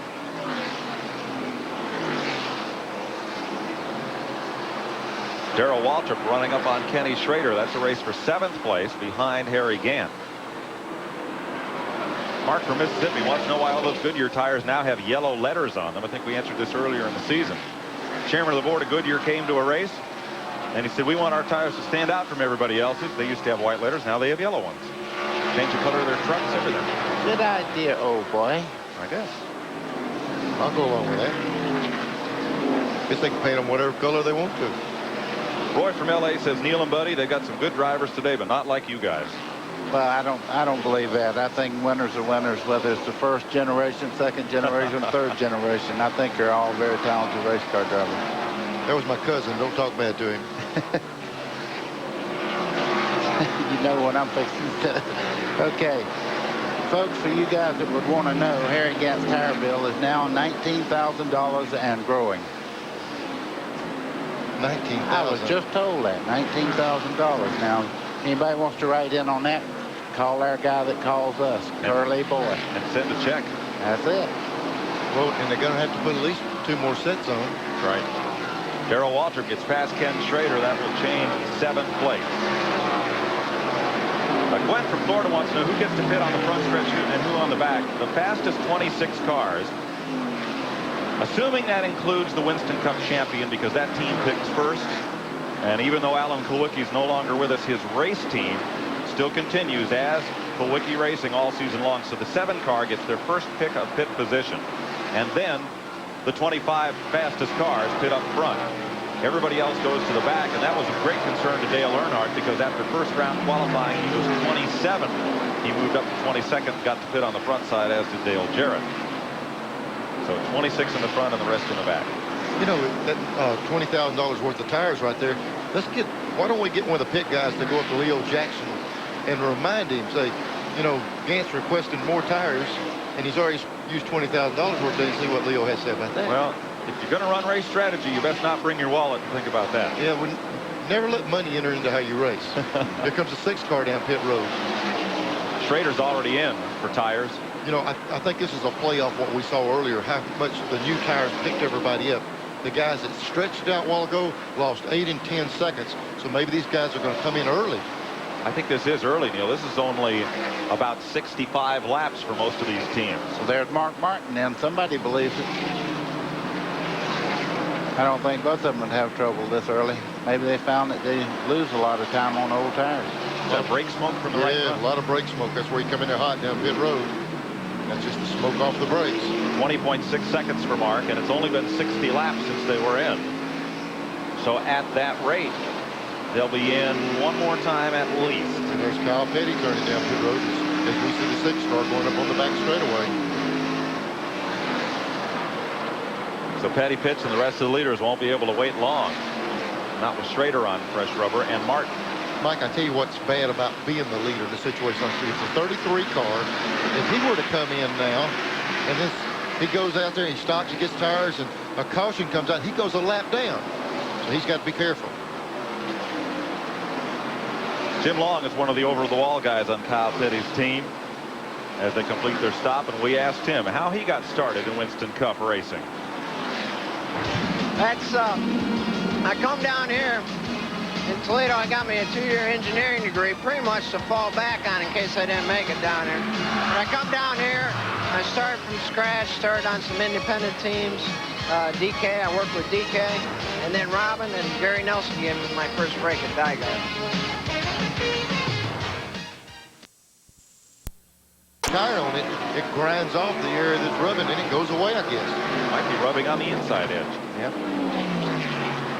But it hasn't slowed down Dale Jarrett. He stayed on the lead lap all day. Pitting is Bill Elliott. Elliott to pit road as you watch Schrader and Irvin, who both made pit stops pretty much together.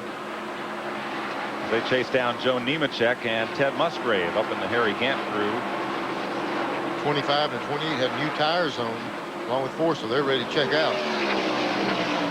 Most drivers retire, they get a grandstand named after him. Harry's going to get a groove named after him. Yeah. 4th groove Harry. Yeah.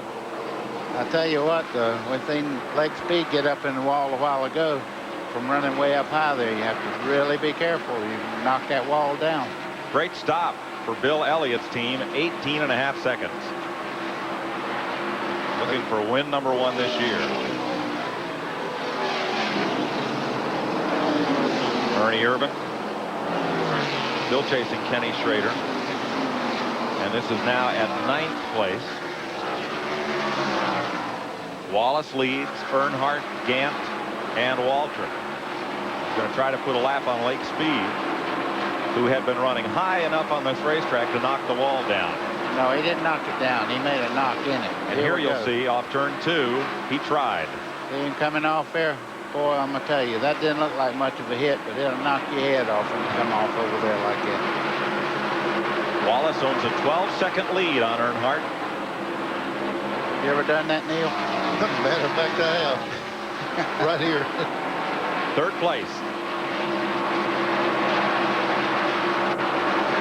Mark Martin and Harry Gant. There's Mark going right on by. 108 laps to go. One more stop. You know, they got another stop to go, but we've already seen how much time these guys are losing staying on these old tires. Those guys that hit it a while ago are making up a lot of ground on them right now. Well, it's interesting, Neil. We came off that last caution with about 180, 190 laps to go. So instead of running 100 miles and then running 80 to finish it up as Rusty Wallace pits, they knocked it in half into 60-lap bites, so you wouldn't overextend those tires. And here is Wallace. He has stretched it further than anybody but Earnhardt. Now's when that fast pit crew really makes a difference, too. Harry Gant is stopping.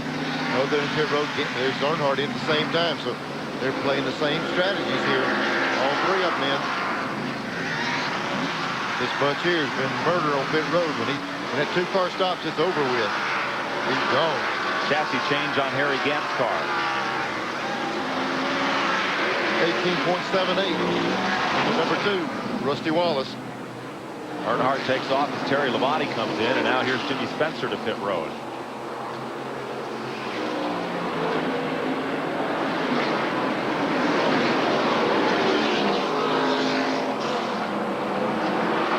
So Wallace gave up the lead on the pit stop.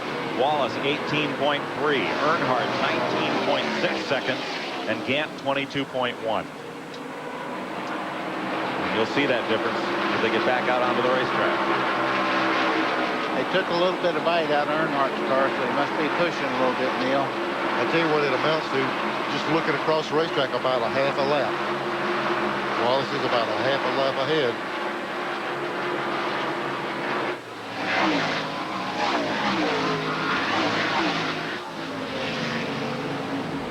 The other thing you have, you see this corner is in darkness now.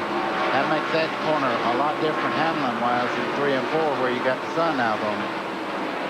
Yeah, I think in that cool air, it should be a lot tighter racetrack than up in 3 and 4.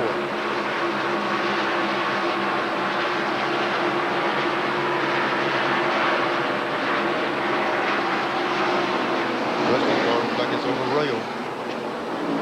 Lap after lap.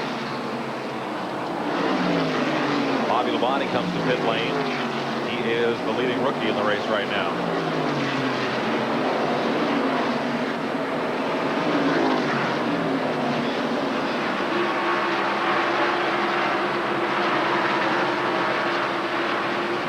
Fourth place. Coming up on Joe Nemechek. 3 wide.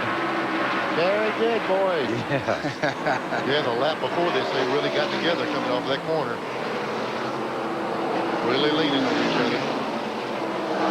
You know, they're real good friends. They'll probably call each other tomorrow morning and say, I believe I had you all day, but I just kind of wanted to run with somebody so I wouldn't have to be out there by myself.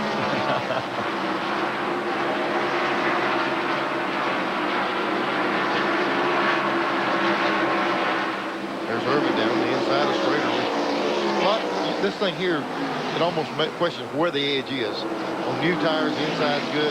Get them hot, move up the outside, and it goes back and forth. Now, that's like Buddy said, the first and second turn down there is in shade, so they use that thing virtually the same. Track changing all day long. I was just told that's the 16th set of tires that Harry Gant's put on today, and that means everybody else has done the same thing. Yeah, they're keeping count of Gantz, and like you say, he's not any more than anyone else. Bested Brakes people, Ray Best is showing you this battle from our helicopter-mounted camera high above the Speedway. There's Earnhardt coming up.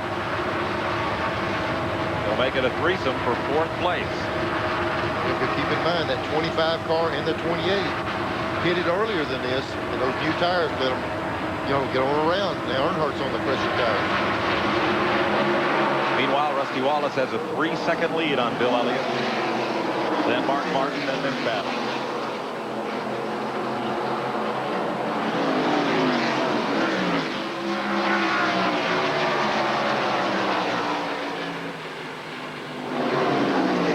All three of these guys want to use the same grooves to moving around. They're not using that Harry Gant line, I can tell you that. They're right on the very bottom of the racetrack. Now they're going to go up and see what happens. They have a whole lot of choice here with this lap traffic to move up and see what they've got. Past the factory stores forward to Todd Bodine. And now moving around Jimmy Means. See Earnhardt getting up under Urban there. His car flies on new tires. They just can't keep them new. Right. That's right. Good point.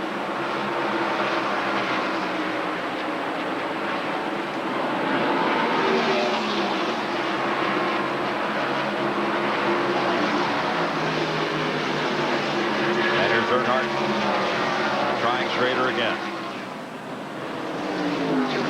9 cars now on the lead lap. Kyle Petty a lap down. Neil, if we could come up with some way of keeping tires cool, we could retire tomorrow. All these drivers, he pays a whole lot of money to do that, I'm telling you. Those things feel so good when you stick that new set of tires on one of these cars. You're out there twisting, cranking, feel like you turn around every lap. Todd Bodine makes a pit stop, and as we watch Darrell Waltrip, former CRA sprint champ and sometimes Winston Cup driver Brad Knopfsinger was asked about his duties as Waltrip's spotter. During the week, I work as a fabricator in the shop. At the racetrack, I help Barry and the crew get the car ready for each session, and then clock Darrell in the time sessions and let him know if we need to pick up time in the corners or down the straightaways. Whether we're running all right against the other guys. Next week. And Bobby Labonte, 4 laps behind are Jeff Gordon and Joe Nemechek. And Todd Bodine is 5 laps back in 26th. Then it's Rick Wilson, Dave Marcus, Jimmy Means, Ted Musgrave, Wally Dallenbach, Bobby Hillen, and Greg Sachs. Just 100 laps to go. Yeah. Well, 92. 92. That makes a difference sometimes. This track is a little over a mile. NASCAR measures every track. We had a couple calls on this. 15 feet down from the outside wall. So Harry Gant will run 500 miles, and the rest of the guys will run less. 485. Yeah. Not much less. This guy's running a good race right here. They had a good pit stop a while ago, and the car's performing well, and I don't think he's losing very much ground to the 2 car. See the little red dot at the top of the windshield? Somebody from Georgia called in and asked what that was. It means you passed NASCAR inspection and you can go out on the track and practice. And you can't get on the racetrack without it. You can pull out there 400 times. If you don't have that little mark on there, you won't get out. One week it might be blue, one week it might be green, and it'll have the initial on there of who inspected it. Rusty Wallace moves around the 2 rookies. Bobby Labonte in 22 and Jeff Gordon in 24. They are separated by a lap. Labonte is ahead. And Wallace rolls on at lap 403. Here's Hunt Strickland on pit road. Bill Elliott in second, and Wallace is extending his lead. You sure Rusty didn't make that commercial? He's kind of doing that to this Speedway today, you know. Yes. Blowing it up.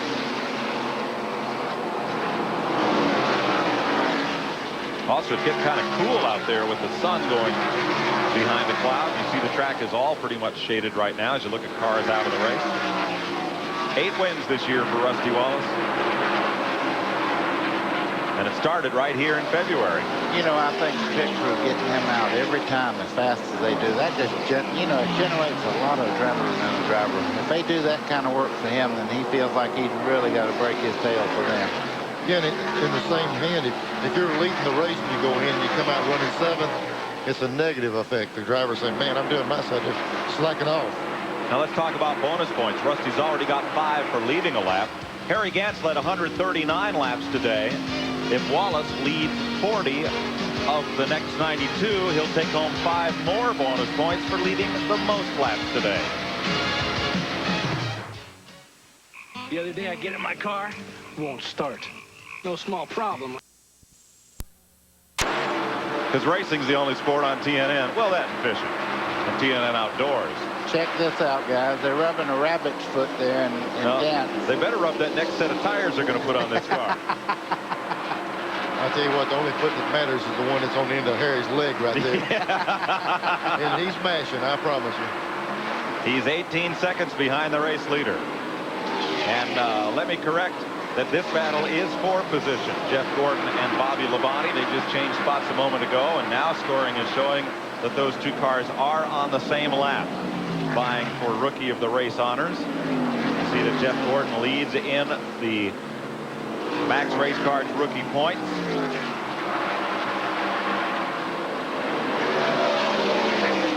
As they move past Dave Martin. And Mike Waltrip has just gone by the two of them. Waltrip is a couple laps ahead of them in 20th place.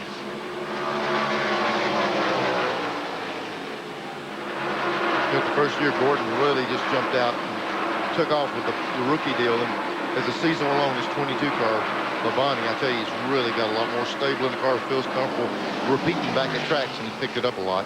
Yep. You got both these guys, they're learning so much right now by being on the racetrack where the car is not working properly. And they're learning a lot about really talking with the crew chief and everything, and that'll help them next year when they come back. No question, both these rookies have really bright futures ahead of them. Very different backgrounds. Yeah, you really learn a lot when you get in a car and it's lousy. A good one, anybody can drive it. When one's off the pace for whatever the reason, or you get in a situation, a slick racetrack, that's when you learn how to drive one of these things. It's not all easy. Here's your Napa Field standing update, brought to you by Napa, because there are no unimportant parts. Watching Bill Elliott and Dale Earnhardt. They are the second and third place cars.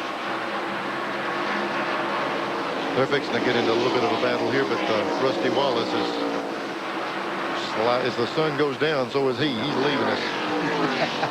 7.5 seconds is his lead. Let's take a minute and congratulate Steve Meal, the team manager for Mark Martin, in a vote taken among drivers and crew chiefs, and against finalists Andy Petrie of Dale Earnhardt's team and Buddy Parrott of Rusty Wallace's team. Steve Meal was named as the NASCAR Crew Chief of the Year. Yeah, award presented by Pat Patterson's broadcast group that produces Race Day for TNN. He deserves the award, but I tell you, they should have given 3 awards this year because every one of those guys have had a period. They dominated racing this year. That's true. Also honored with the LG DeWitt Lifetime Achievement Award, Barney Hall, Motor Racing Network anchorman, and, or at least in my book, the best broadcaster in the sport for 30-some years. And knows everything that's going on and might happen in the next year or two. That's right. I mean, he's really on top of the sport. Yep. Barney is the best. Here's Elliott and Earnhardt. Yeah, they had an open practice session here at Rockingham. Rusty Wallace came here to test. Earnhardt went to Phoenix. So a little thinking with the different teams on where they want to get their cars going at. But there's Elliott right there. This racetrack went in the shade. Dale Earnhardt picked it up a step, I think. Now the car is beginning to get to his liking. And Harry Gant has climbed the wall again. He's all the way up to the paint. Back in 6th place. Between these two cars and Gant, Mark Martin is 4th. 5th is Ken Schrader, and then Gant. Junior Johnson's cars have won at least one race for 26 consecutive seasons.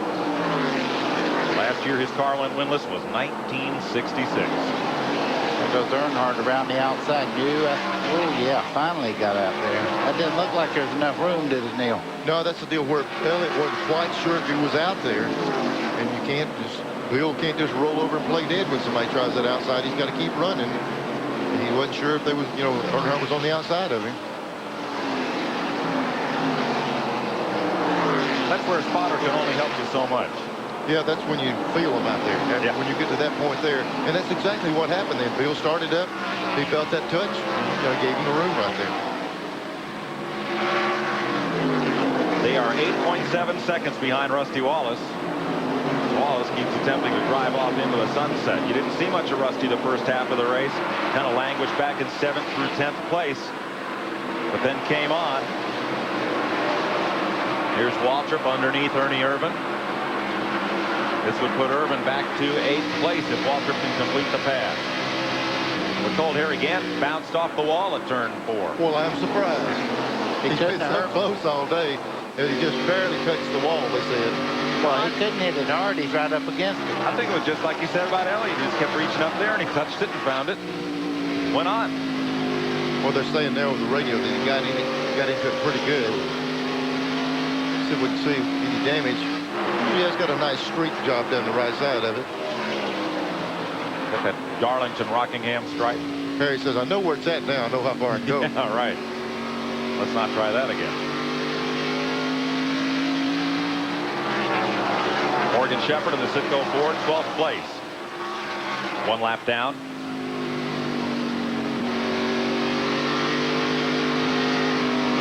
Brings it up off the corner. Oh, me. He ran up on those 2 cars. Looked like the cars in front of him made contact, and he had to just fly up on them all of a sudden. There's another top race driver who's no kid. Shepherd turned 52 on Friday. Wait a minute. What do you mean no kid? That's a young guy. Okay. It's younger all the time, Mike. You'll find out.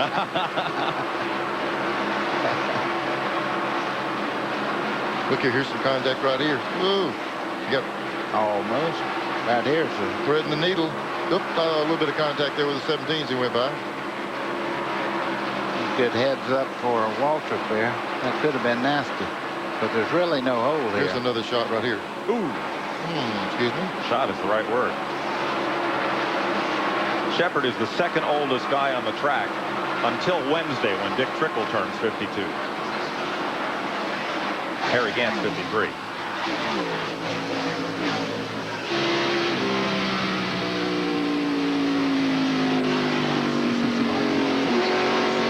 Just picked up a radio transmission. They said the 28 car is fixing to come in for 4 tires and 1 round to bike. Well, it's going to be about time. There are 64 laps to run here. And that seems to be the number they like. Now from Wallace to Earnhardt in 2nd place, it is dropping. Earnhardt has knocked a second off of Rusty's lead in the last 5 laps. So Ernie Irvin comes in for what should be his final pit stop of the day. Larry McReynolds with that chassis wrench on the left rear of the car.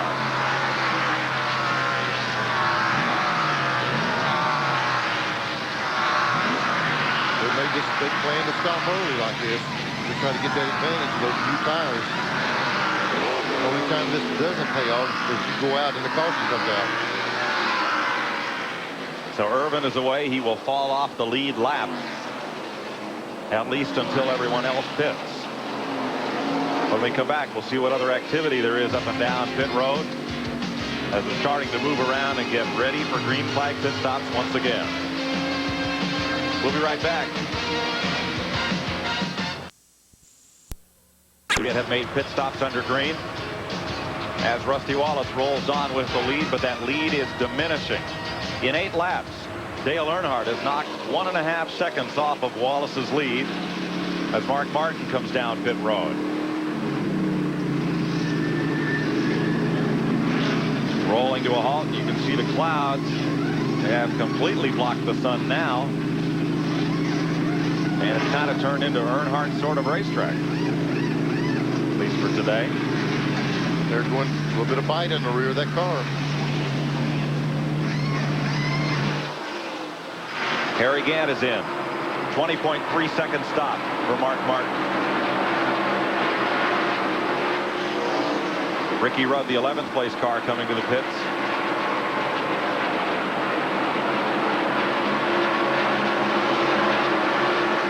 No chassis change on Gant this time, just tires. That guy wiping that windshield with that long handle there, that's a very important thing at Rockingham, to be able to see where you're going also. And here's Rusty. And here comes Earnhardt. That seems to be the call. Yep, the just like very last time. Yep, they pitted together on the same lap last time.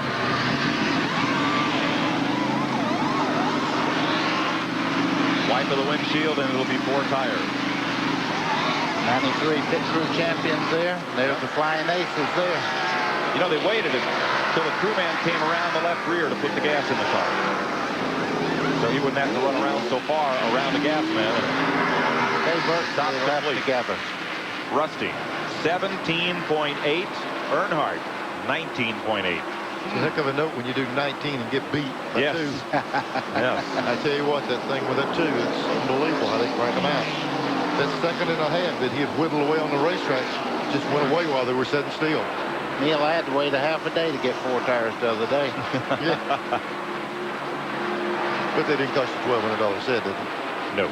No, I can promise you that. Darrell Waltrip and Dick Trickle and Morgan Shepherd make pit stops.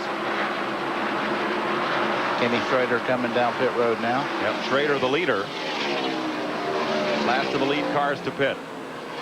Terry Labonte is also in. He's moved up to 9th place prior to pitting. There are 52 laps to go as Schrader makes what he hopes will be his last stop of the day.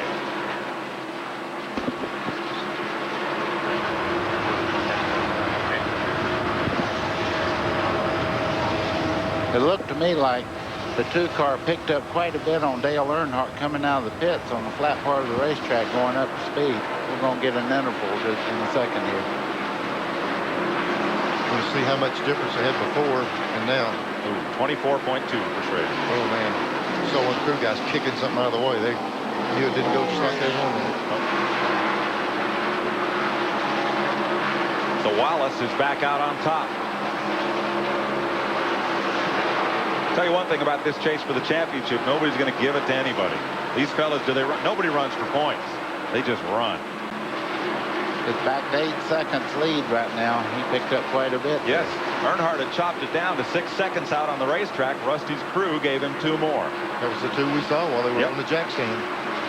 Setting up on the jack, so they're going to work away at it again now. 50 laps to go. Bill Elliott runs in 3rd with Pontiac, Chevrolet, and Ford. In that order. You know, 8 seconds, but what we see here is 1 straightaway. Just about a straightaway's difference. Bobby Labonte makes a stop. There's Darrell Waltrip. You know, he fought so hard to get back in the lead lap, but he's getting very close to getting lapped right now. Now, give a call to Greg Sachs. You see the country time car, what's left of it there, the number 68.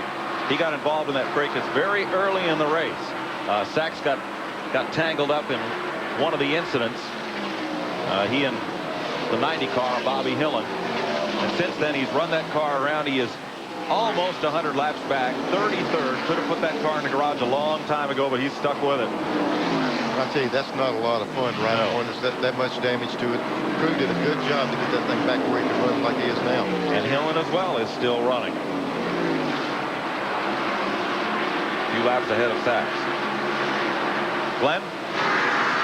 Well, guys, we're going to present the Miller Genuine Draft Pit Crew Award to Buddy Parrott. Great pit work today, Buddy. That's kept you guys ahead all day. I'll tell you what, the guys won the picture race yesterday, and it looks like they won it today. I'll tell you what, this great guys, the Penske group is unbelievable.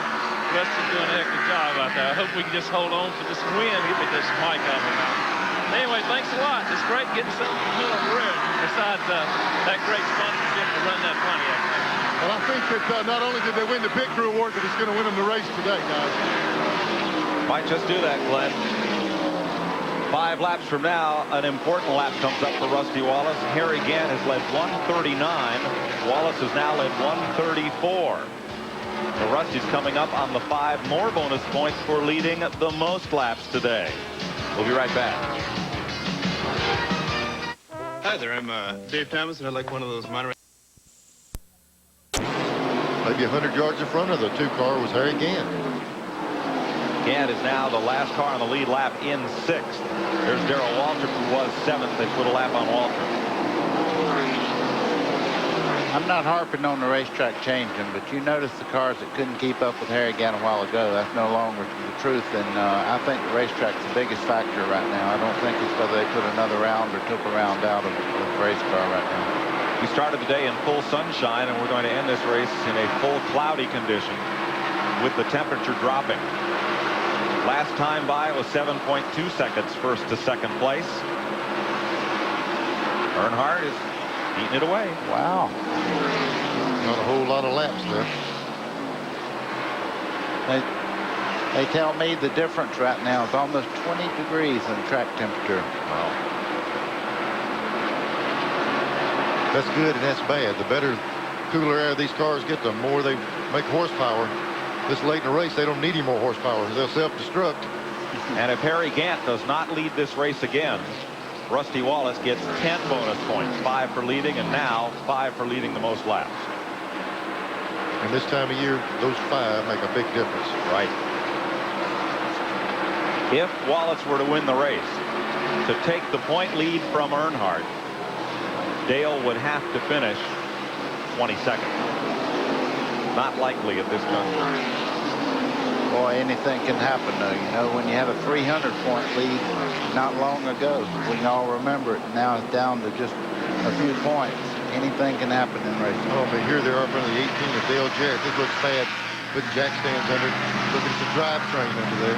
Well, if a mechanic's going to crawl under the car for any reason, they have to put jack stands under it rather than just use the hydraulic jack. But that's good, safe garage practice, and it works here on pit road as well. Neil, the bad part, they're not hurrying. Yeah, they said that the rear gearing tore out of the car. So that will require putting he's trying to get it moving. All right, here's Rusty doing what he does best right now, to lead this thing. Let's pan back and find Dale Earnhardt in the picture. Wallace goes off into turn 1. I need my binoculars to tell. I was just fixing to say, it might I think that's him right there in the middle. Yeah.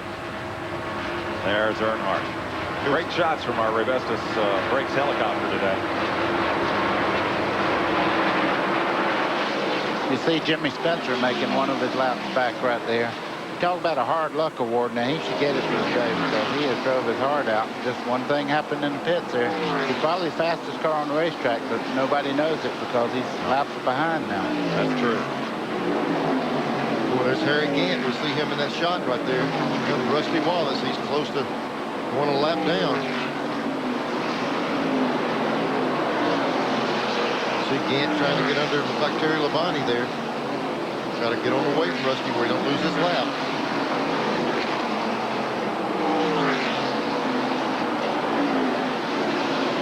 Now Labonte is 2 laps down. Gant trying to get past. Bobby Labonte battling for top rookie honors in this race.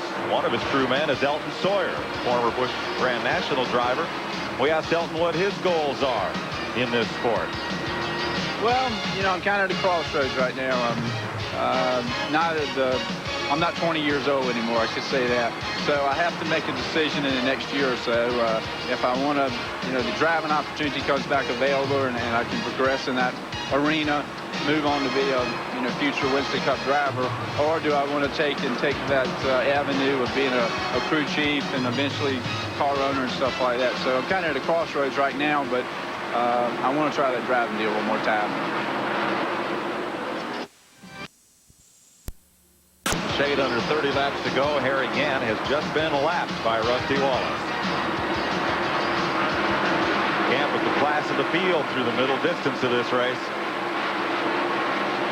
There's where the point leaders, the top 5 in points, are in this race right now.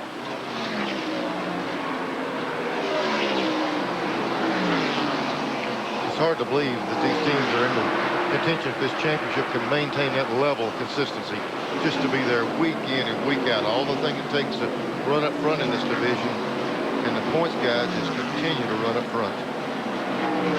And the gap has stabilized, Neil. It's about 6.9 seconds from Wallace back to Dale Earnhardt in second. Bill Elliott is third. Mark Martin is fourth. Ernie Irvan fifth. All on the lead lap. Harry Gant is 6th, Darrell Waltrip 7th, Kenny Schrader 8th, Kyle Petty 9th, 2 laps down. Morgan Shepherd is 10th, then Dick Trickle, Jeff Bodine, Sterling Marlin, Ricky Rudd, and Terry Labonte 15th. 3 laps back, Lake Speed is 16th. Then Rick Mast, Derek Cope, Michael Waltrip, and Jimmy Spencer.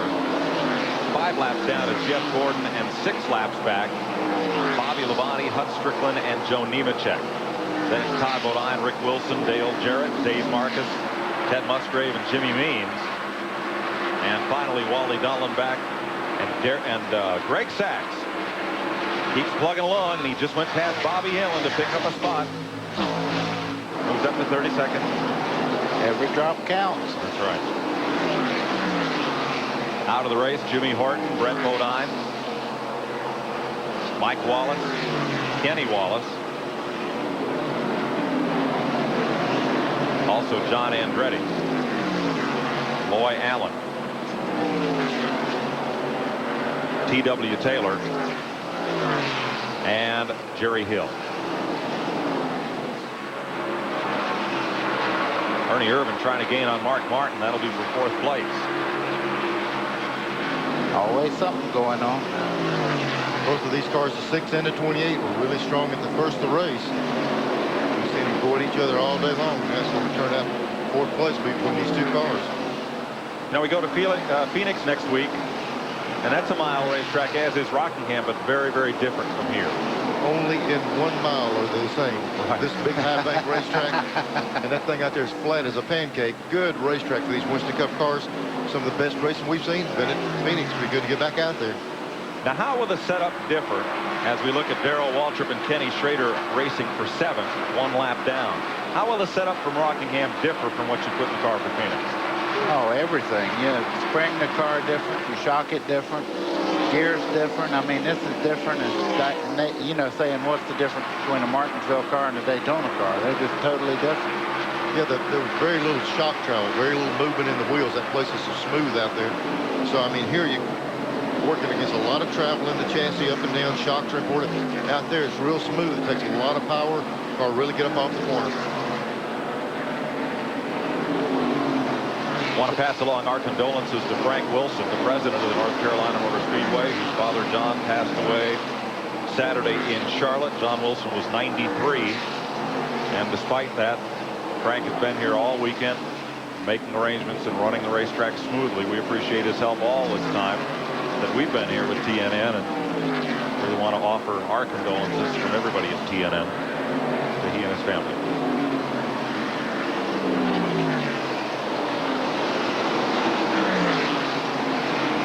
Darrell Waltrip and Kenny Schrader running 7th and 8th. They're on a lap with Harry Gant as Wally Dallenbach takes the Keystone Beer Ford to the garage. Dallenbach is 31st in this race, and there are little enough laps left that he will not lose that position. I used to say when I come to Rockingham, if you're going to break in the first 15 laps. Don't let me run all day and then break. Well, this thing right here, this 2 car, right around the bottom of the racetrack. Mike, I think Dale's closing the gap every lap. He is, buddy. It's down to 5.6 seconds now with 18 laps to go. Ralph? Beginning of the show, Rusty Wallace pointed out that he decided to bring chassis named Midnight here to Rockingham this weekend because the feel of the car felt really good to him. And Neil, my question to you is, how does a driver figure out a good feel? What does he look for? And how important is that in a race? Ralph, I'll tell you what, he said he's won 6 races with this car all year long. What that amounts to is when he goes on the racetrack, he knows just from a few laps on the track what that car likes. If it likes a little more sway bar, maybe that car likes a little more right front spring. Each car has a different characteristics, and he's got a good feel for this car, and they're able to dial it in. A lot of people would question, why did you win the first race with 1 car and come back with a 2nd car? I guess he's answering that question right here. Well, you said he tested here, and I guess they brought both cars, and he seemed to like the feel of this one better. It's like an old pair of bedroom slippers. If they're good, you hate to break in the new set. He likes this car, you know. Yeah. Oh, look at the 28 car down the apron. Ooh, got tagged in the rear. Didn't see by whom. Couldn't tell, but he went down all the way off the racetrack. Well, trying to stay out of the way of the leaders. And it was directly in front of the leader right there, too. Irvin may be trying to hold off Harry Gant for position now. I believe Gant has gone past Irvin, and that spot will count for 5th place. Down to 4.5 seconds, but a lot of that had to do with that maneuver right there. Those cars got sideways in front of Rusty Wallace. He had to check up a little bit. But I'm sure Rusty knows his interval. He knows how many laps are left, and you can give up a little bit each lap. He's got enough time he can play with it a little bit. And there are a lot of lapped cars between he and Earnhardt. There's Wallace. Oh, he's loose. Yeah, he's loose. Just a bit loose. Here's this deal in front of him. Looked like Arnie just got in there hot, maybe. I wonder if Huck got into him trying to... I don't think anybody touched him. It just looked like the back got away from him. I think you're right. But now here's Wallace. We saw him get loose as he went down in the corner a while ago. Looked like the car was okay that lap. Earnhardt is closing in, but there is a lot of traffic between the two drivers. We'll show you that. Harry Gant right behind Rusty.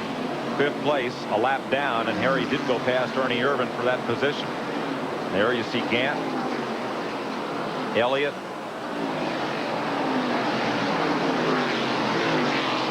See how much interval change here. I noticed the last lap, 3 car got hung up in traffic a little bit.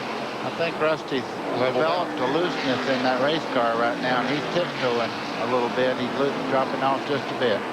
That was Gant, Lake Speed, and Terry Labonte immediately behind the leader. Then Ernie Irvin, Hut Strickland, and then Earnhardt.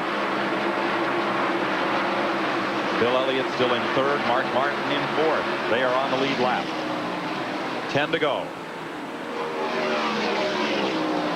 You know, if Harry gets up there, he's got to just let him go right on and get back in the lead lap, because it's, you know, too dangerous to race anybody at this point. Now, he's only concerned with the 3 car. Yeah, 4.4 seconds, Neil. Yeah, 4.4, but that's almost a full straightaway. And Rusty can look in that mirror and he can take a check on Earnhardt, see where he's at. I don't think he's going to take any chances right here this close. Here's the interval, 4.3. Wallace has won 8 times this year, 3 of them on super speedways. I think both of them are running virtually the same speed. The traffic is dictating the pace. Who leads, who's got a little bit of lead on the other guy, or closing it up. Traffic is really dishing it out right now. Who goes where? Going to come up and put a lap on Mark Martin as you watch Buddy Parrott calling lap times to Rusty Wallace. And Andy Petrie crew in the Dale Earnhardt pit. But I believe he's going to do just like you said. He's going to let Gant go on, because he doesn't need to do any racing right now. He just needs to. He knows how much time he's got. He can give Earnhardt a little bit each lap, as long as he's got some left for the end. Last week, Earnhardt gained 10 points on Wallace. If they finish 1-2, Wallace will gain 10 points on Dale. 3.2 seconds. 7 laps to go. Better not get too conservative. You know, Earnhardt with 4 or 5 laps to go. Here comes Gant. He's going to get back on the lead lap. I don't think so. Okay. I think they just told Rusty the interval, and he might step it up again. There's Earnhardt right there. Boy, you can really see it there. 3 seconds. 6 laps. Not a lot of time to make up 3 seconds. Yeah, but one bad corner. That car right there would get sideways. That interval goes to 0. Now, Harry Gant is not only trying to get back on the lead lap, he's trying to pass Mark Martin for position. Oh, they just got together off that corner. Yep, that's 4th place. Gant's running for 2.5 seconds, 1st to 2nd. Yeah, Gant's racing for position right there. Rusty's kind of in a box right now. The question is the box big enough to make it to the end? Here's Gant coming up on the Valvoline 4 to Mark Martin. 4th place. Best thing happened for Rusty here is Gant go ahead and make that pass, so these guys won't race so hard and he can go with them. And that's what's happening. Earnhardt is 1.6 seconds back, but there are 3 lapped cars between he and Rusty Wallace. Yeah, and he just got caught on one. Earnhardt got caught on one, come off turn 2 and had to roll out the throttle. Lost, looked like about a second there. And Rusty moves past Mark Martin. Martin's a lap down. Earnhardt is coming. I mean, he's coming. 3 laps to go. I see. Woof. That one little bit of traffic right back there really made a difference, or he had a big gap on him there. But between he and the leader are Mark Martin, Terry Labonte, and Lake Speed. Yeah, but the ones in front of him, a lot of these guys are the ones that go to the top of the racetrack. They shouldn't be in the way. The way they run their pattern, they might not be in the way, but time-wise, Rusty's got it on his side with his laps to go. And there are only 2. And 2 laps to go. And then there was 2. Yeah. 9 races in a year. My goodness. In 50 laps, Earnhardt has knocked 6.5 seconds off of Rusty Wallace's lead. And in just 16 laps, he took 4 seconds away. White flag for Rusty Wallace. He started his streak in February here at Rockingham, winning his first race of the season. And since the June race at Pocono, he has finished on the lead lap every single race. Boys, I can't wait to get out there to Arizona. I'm going to tell you, this is going to be a shootout right to the last. That's 1 week from today. For the 9th time this season, Rusty Wallace and the Miller Genuine Draft Pontiac take the checkered flag. 30th career victory for Wallace.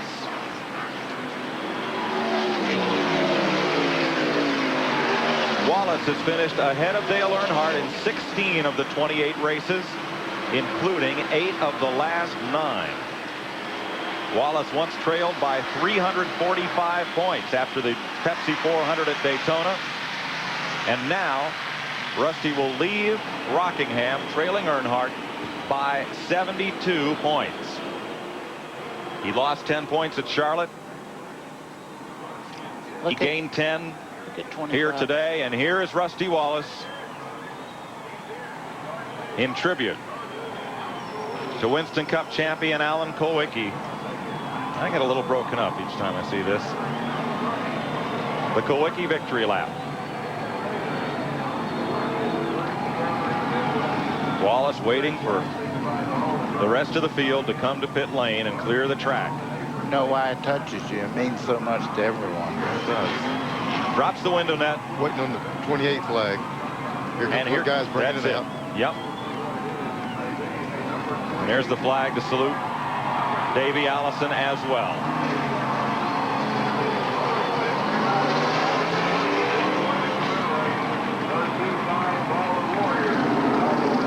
As you probably know, when Alan Kulwicki won his first Winston Cup race at Phoenix, he had plotted for a long time to do something the fans would remember him by. He called it the Polish victory lap. We call it the Kulwicki victory lap. The driver's side of the car toward the grandstand. Folks get a chance to see the man who's labored so hard here for 500 miles to win this race. As Rusty Wallace takes a lap of victory, saluting Alan Kulwicki and Davey Allison. You know, guys, that's one reason I'm so proud to be a part of this family right here. And, you know, a guy wins the race instead of patting himself on the back. He's remember some guys that not with us any longer. Every time this season he has won, Wallace has taken a Kulwicki lap, and of late he and Dale Earnhardt, other drivers as well, have saluted Davey Allison. It's been an exciting but tragic year in Winston Cup racing. The show must go on.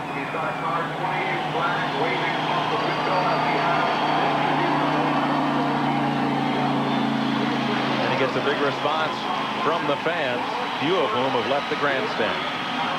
And now Wallace will make a hard right turn and head toward victory lane for the 9th time this year. Here's Ralph Shaheen. Dale, I hear you had a bit of a problem on those last few laps. You were charging so hard, but what was wrong? Well, we had a flat tire. The right front was going down the last 10 laps. It was getting slower and slower. And just had to do the best we could do. And Yeah, I don't know whether I'd have caught him or not, but I was giving it all I had. And even till, I mean, just the last lap, it got to where I couldn't drive it. I was going hard as I could. Now, you had an opportunity to go out and test already out in Phoenix. Do you think you found anything to maybe tighten this points chase back up? Well, I think it's going to be as tight a race as it's been from, you know, I think it's going to go down to the last race. It's going to be one and two. Me and him are going to be racing for it. Now, let's go over to Victory Lane and Glen Jarrett. Well, Ralph, we're waiting on Rusty Wallace to get here with his victory lap in tribute to Alan Kulwicki. He is just now getting the Miller Genuine Draft Pontiac up the ramp into Victory Lane. The crew's here. They're all celebrating. They've got a lot of Miller Genuine Draft that they're celebrating with here. Rusty is here. They're pulling the car up just a little closer. We'll get to him right away. We can get through the crowd here. Good luck there, Glenn. Rusty's accepting congratulations from everybody here. Glenn, they've had a lot to celebrate this weekend, winning the double, the Pit Crew Championship and today's race. Well, I agree, Mike. The Pit Crew Championship, today's race, the Miller Genuine Draft Pit Crew of the Race Award, Western Auto Mechanic of the Race for Buddy Parrott. That's everybody. Okay, Glenn, Rusty, first of all, you had them covered the last half of that race. Well, it took us a while to get the tire pressures right and the stagger right and all that type of stuff. I was real tight at the beginning of the race, sliding the front wheels a lot, but the guys worked on it. We kept communicating through the radio, and Roger Penske kept trying me different lines, and in early, out early. It just really worked out good. We finally got to, it took us 300 laps to get the thing right, but we got it right, and doggone it, Earnhardt's right on my bumper again. I'll tell you, the guy's, he's tough, no doubt about it. He's making it hard for me. Later on in the race there, as it got cooler, looked like Earnhardt was able to make up a little bit of the distance then. Yeah, a little bit. He was a little bit stronger than I was right there at the very end, although I was trying to be a little conservative, too, not waste what I had. If we had to really duke it out, it'd have been a real shooting match. But I just like to thank my entire crew. I got a real fast crew. They won the World Championship yesterday. Miller Genuine Draft, Pontiac, AC, Mobile, and Mr. Penske and his entire Penske leasing group and everybody. Congratulations to Rusty Wallace. He dominated racing at Rock this year. Won both ends of it, February. Harry Gant was obviously one of the strongest drivers all afternoon, but you never seemed to get a set of tires that really made you happy. What was wrong with the tires? Well, we just we couldn't get the air pressure. I think we got one set of just wouldn't hold anything. After I had the long lead, we come in. We lost a lot of time to the other cars on our pit stops, but then it just didn't run real good after that. But we tried to adjust back and never could ever get back to what we had. You know, towards the end, next to the last pit stop, we were the closest we'd been, you know. And the car worked really good up high in the first part of the race. I mean, it was comfortable, you know, and it's strong. And I think I might have broke a couple valve springs towards the end because running that high line, you turn a lot of RPM. I was real tickled and pleased with it. You know, I couldn't believe that, you know, Rusty and Dale come back and run that strong at the end, you know. But, you know, you're going away a little bit. You can't really tell how much it's hurting you. They call him Handsome Harry, but maybe they should make it Rim Riding Harry. Harry Gant. Well, we call him High Groove Harry up here, Ralph. He's led 1,200 laps here, but he wants to get right there, Victory Lane, and he's not been there yet. Rusty Wallace has twice this year doing the Rockingham double. We'll be back with more from the Rock on TNN after this.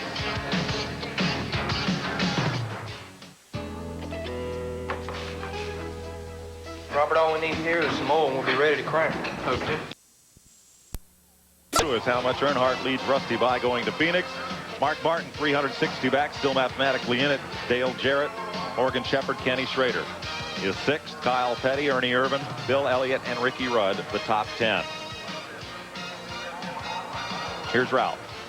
Well, we have Bill Elliott just come out of the trailer. Bill, this is one of the best runs we've seen out of this team all year. Have you guys turned the corner, and what'd you do? Well, I don't think it's one of the best runs. I mean, we've run pretty good off and on all year long. We've just not been consistent. You know, it seems like the second half of the season, you know, these guys have really got things kind of turned around and going in the right direction. And, you know, today we were good, but we were just not good enough to beat the other two cars. You know, with Rusty and Dale's, you know, it seems like with Rusty's domination this year, you know, there's no stopping him. I mean, it just goes to prove that. I mean, we ran good all day long, and we didn't have a thing for it. Glenn? Standing by with Mark Martin. Mark, a pretty good run today, but tell me, is it frustrating to run that long and still not wind up in the top 2 or 3? Well, I thought we were going to, but, you know, the car would run good part of the time, and part of the time it ran bad. And so then when it ran good again, we'd have to make up what we had lost, and we wound up back a little bit from where we thought we might be able to run. It was a good run for the Valvoline team. We'll take a fit. Have to have a few of those once in a while, you know. Track cooling off affect your car late in the race? I just couldn't run with them anymore. I don't know why. You know, I don't know why. I could keep up with them and outrun a bunch of them for a while, and just went away. But all in all, a good day for Mark Martin. Mike? Thanks, Glenn. We'll have more from the North Carolina Motor Speedway right after this.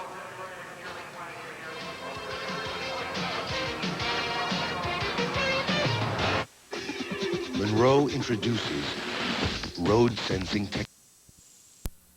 Wallace, the winner. Dale Earnhardt second. Bill Elliott, Harry Gannon, Mark Martin, the top 5. 6 through 10, Ernie Irvin, Darrell Waltrip, Kenny Schrader, Dick Trickle, and Jeff Bodine. Morgan Shepherd 11th, and Sterling Marlin, Kyle Petty, Ricky Rudd, and Terry Labonte 15th. Lake Speed, Rick Mass, Michael Waltrip, Derek Cope, and Jimmy Spencer 20th. 21st was Jeff Gordon, then Bobby Labonte, Joe Nemechek, all 3 rookies, Hut Strickland, and rookie Todd Bodine. 25th. Then Rick Wilson, Dave Marcus, Ted Musgrave, Jimmy Means, and Dale Jarrett 30th. Followed by Wally Dallenbach, Greg Sachs, Bobby Hillen, Jimmy Horton, and Brett Bodine 35th. Mike Wallace, Kenny Wallace, Jerry Hill, John Andretti, T.W. Taylor, and the first car out of the race was Loy Allen Jr. Here's Ralph. One of the best runs of the day was Jimmy Spencer and the Meineke crew. Boy, the car was so stout early on, but you end up with a frustrating 20th place finish. What went wrong? I don't know, something happened on the pit stop, you know, just a real bad deal. I think something, the air gun broke or rounded off some lug nuts. You know, I really thought I could have won this race, and my car was strong all day. I burnt my tires up there one time trying to get my lap back off of Rusty, then I did make one lap back up, but I drove as hard as I ever did and finished 20. That's just a very disappointing day. What do you think of the potential of this team now? There's a lot of talk about the future of you and this team. What does this effort show?